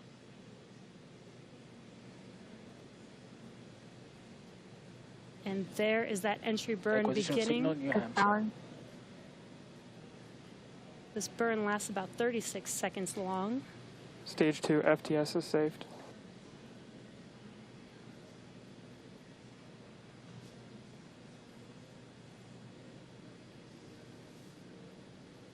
That entry burn continues. We're just about a minute away from SECO. We'll have a number of events all happen in rapid succession. It'll be the second engine cutoff. Stage 1 we'll entry be burn looking shut for down. that stage 1 landing burn shortly after. Yeah, actually, just within a few seconds of each other. It's such a cool view on your left screen, seeing Bob and Doug on Dragon. Right now you can see the displays that they are seeing right now themselves. Terminal guidance. MVAC throttle step.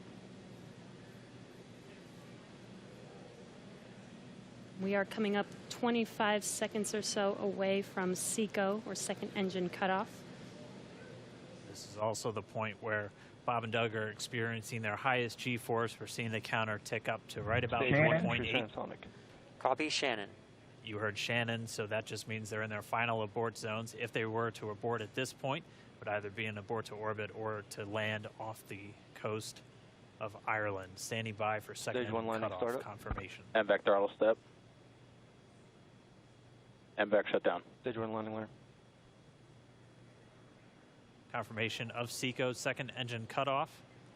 Now we are waiting for our first stage to make its way to our drone ship. Of course, I still love you. Dragon SpaceX nominal orbital insertion.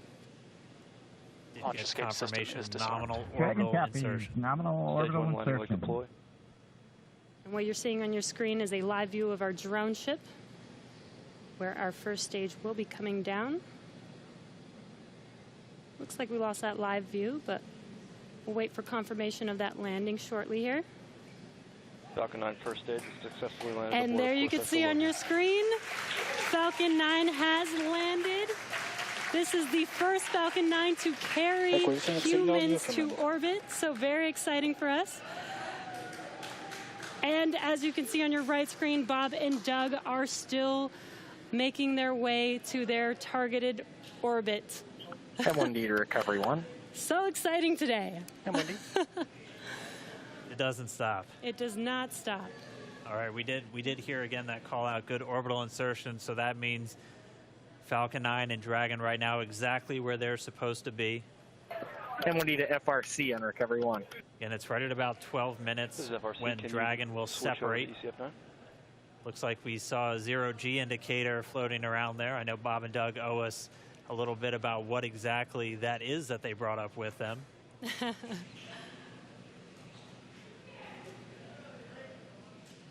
And before separation, before Dragon initiates separation from the second stage, they do make sure to make, they do ensure that the vehicle is not spinning and it is in good condition before we separate. That's right, the upper stage does small attitude maneuver using some cold gas thrusters built into the rocket body itself. Exactly, so we do expect that separation to occur in about a minute from now, but they do wait until they have full confirmation that it is ready to separate. Such cool views. I cannot get over this view that we are seeing right now. Bob and Doug on the right screen, inside of Crew Dragon, out in space. Yeah, already 200 kilometers over planet Earth, or a little over 124 miles, traveling in excess of 2,700 meters. 27,000 meters per second, or about 16,000 miles per hour.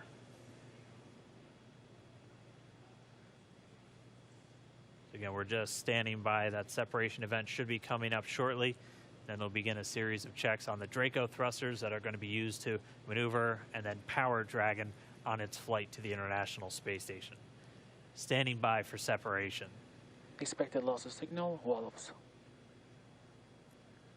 It sounds like we had an expected LOS loss of signal with one of the ground stations. Waiting for confirmation now of that. Dragon separation confirmed. Dragon separation confirmed. There is a great view right in front of you of Dragon separating. Separation confirmed. And there's that call out. Dragon is now officially making its way to the International Space Station today.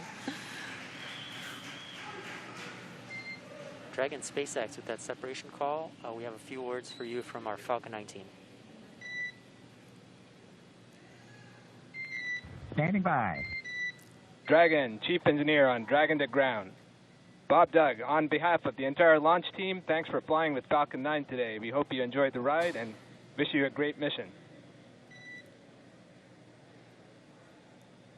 Thanks, Bala. Congratulations to you and the F9 team for the first human ride for Falcon 9, and it was incredible. Appreciate all the hard work, and thanks for the great ride to space. Copy all. Oh, and Good luck. proud of you guys and the rest of the team. Thank you so much for what you've done for us today, putting America back into low Earth orbit from the Florida coast. Copy all. Good luck. Godspeed.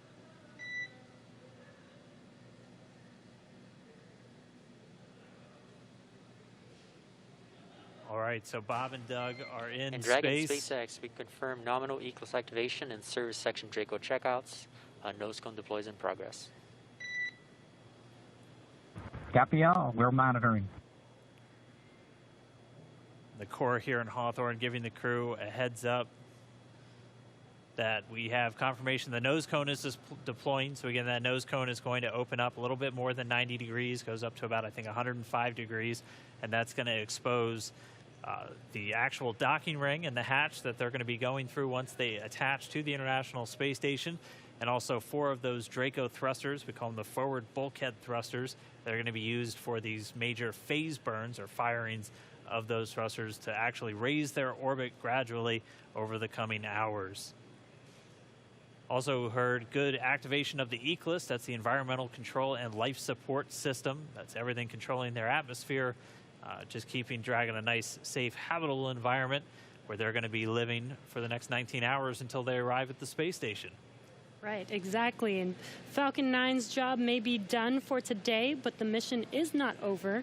Crew Dragon's job is not done. As you can see, Bob and Doug are still inside Crew Dragon, making their way. It will be a 19-hour trip to the International Space Station before they dock tomorrow morning.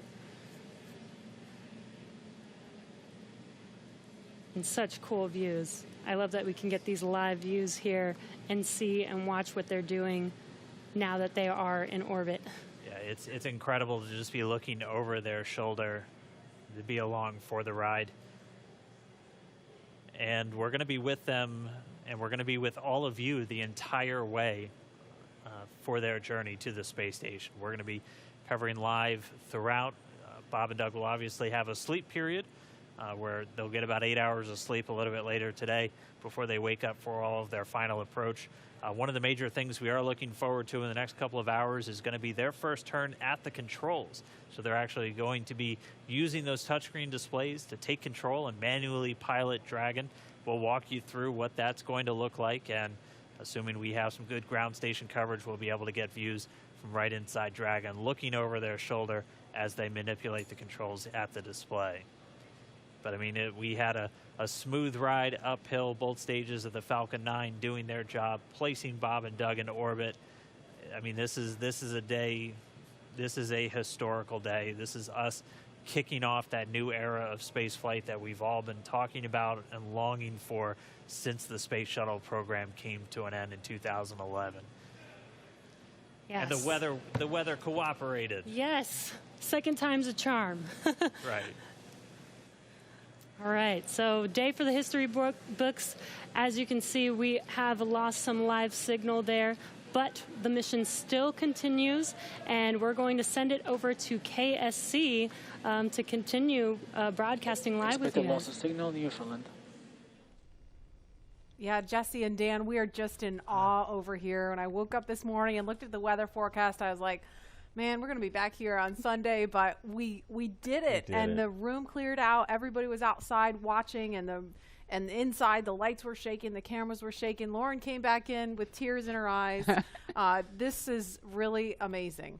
I can't believe it. I saw it with my own eyes. This is, I'm a little bit speechless. Just so grateful that we got them up there, and there's a lot more to go. But I'm so happy they're safe right now. I'm just so happy. Yeah. Leland, you were talking about it. It's amazing what we can do when we work together. Yes, American astronauts on an American rocket from American soil, showing you what Americans can do when we come together as a team and blast Doug and Bob off to the cosmos. This is what it's all about, and their families and everyone is working together to take them up to space safely. So I don't know what to say.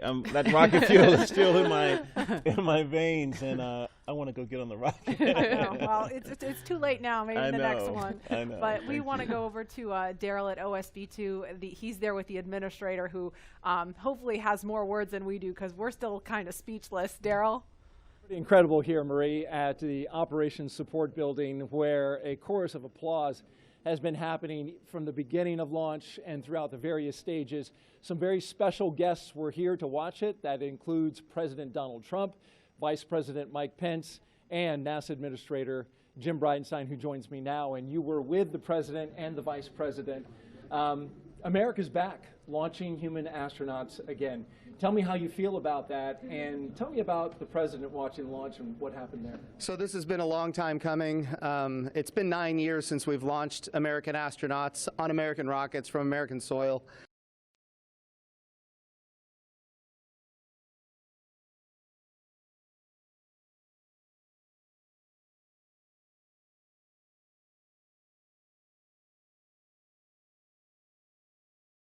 This is the secondary audio circuit for the Reuters live service.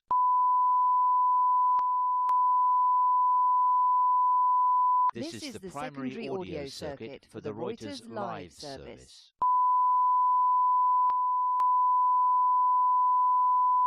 This is the primary audio circuit for the Reuters live service.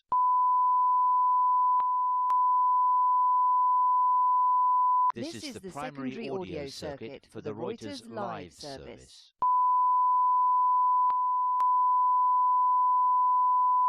This is the primary audio circuit for the Reuters live service.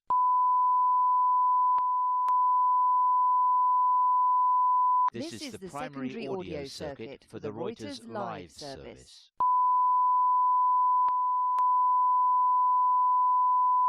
This is the primary audio circuit for the Reuters live service.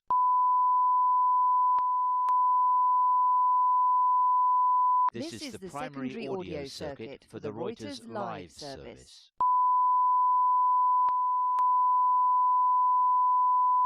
This is the primary audio circuit for the Reuters live service.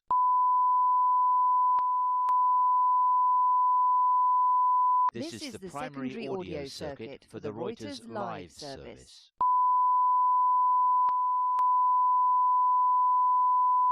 This is the primary audio circuit for the Reuters live service.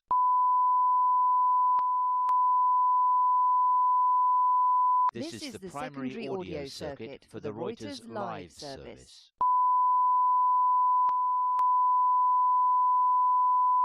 This is the primary audio circuit for the Reuters live service.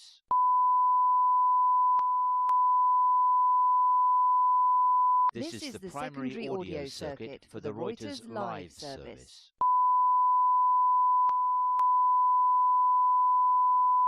This is the primary audio circuit for the Reuters live service.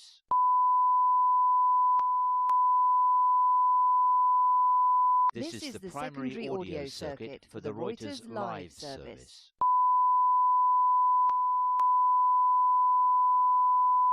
This is the primary audio circuit for the Reuters live service.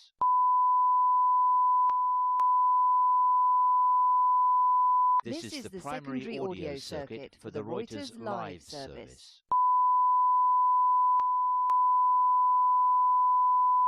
This is the primary audio circuit for the Reuters live service.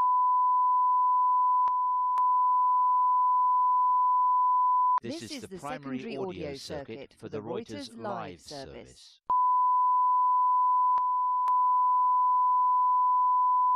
This is the primary audio circuit for the Reuters live service.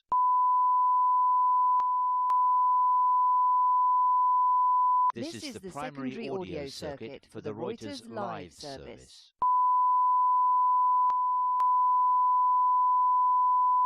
This is the primary audio circuit for the Reuters live service.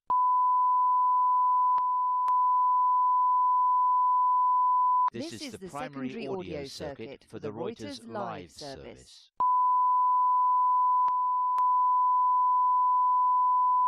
This is the primary audio circuit for the Reuters live service.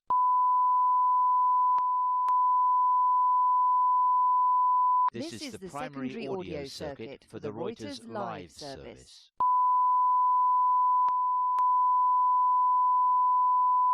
This is the primary audio circuit for the Reuters live service.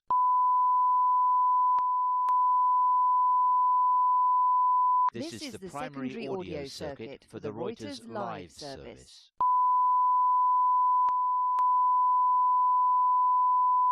This is the primary audio circuit for the Reuters live service.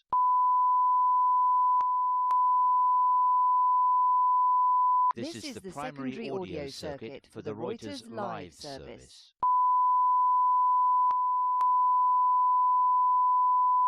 This is the primary audio circuit for the Reuters live service.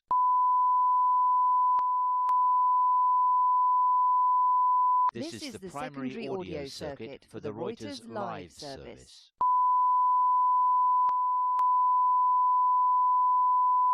This is the primary audio circuit for the Reuters live service.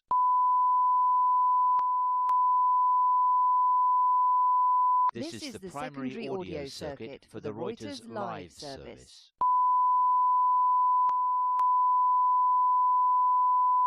This is the primary audio circuit for the Reuters live service.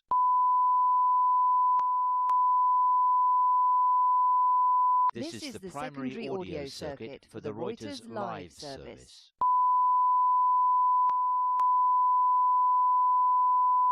This is the primary audio circuit for the Reuters live service.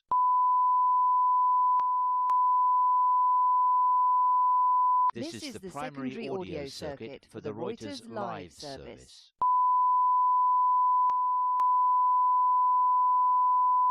This is the primary audio circuit for the Reuters live service.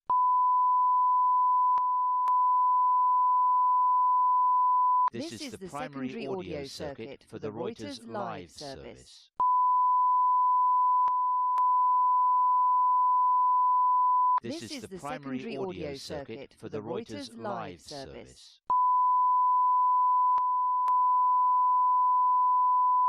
This is the primary audio circuit for the Reuters live service.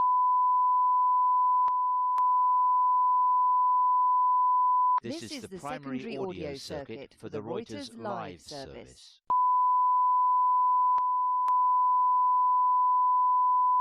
This is the primary audio circuit for the Reuters live service.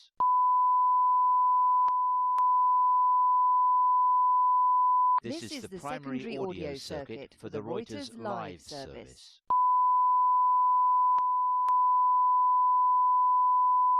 This is the primary audio circuit for the Reuters live service.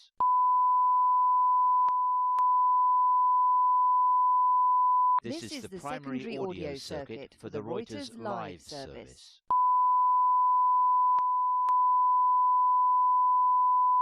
This is the primary audio circuit for the Reuters live service.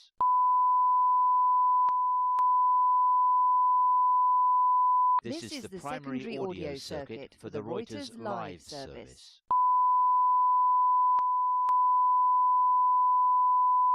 This is the primary audio circuit for the Reuters live service.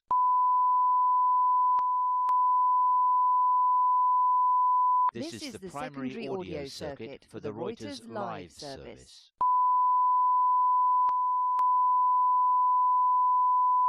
This is the primary audio circuit for the Reuters live service.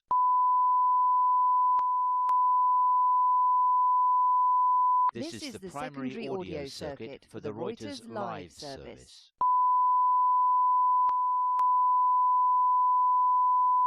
This is the primary audio circuit for the Reuters live service.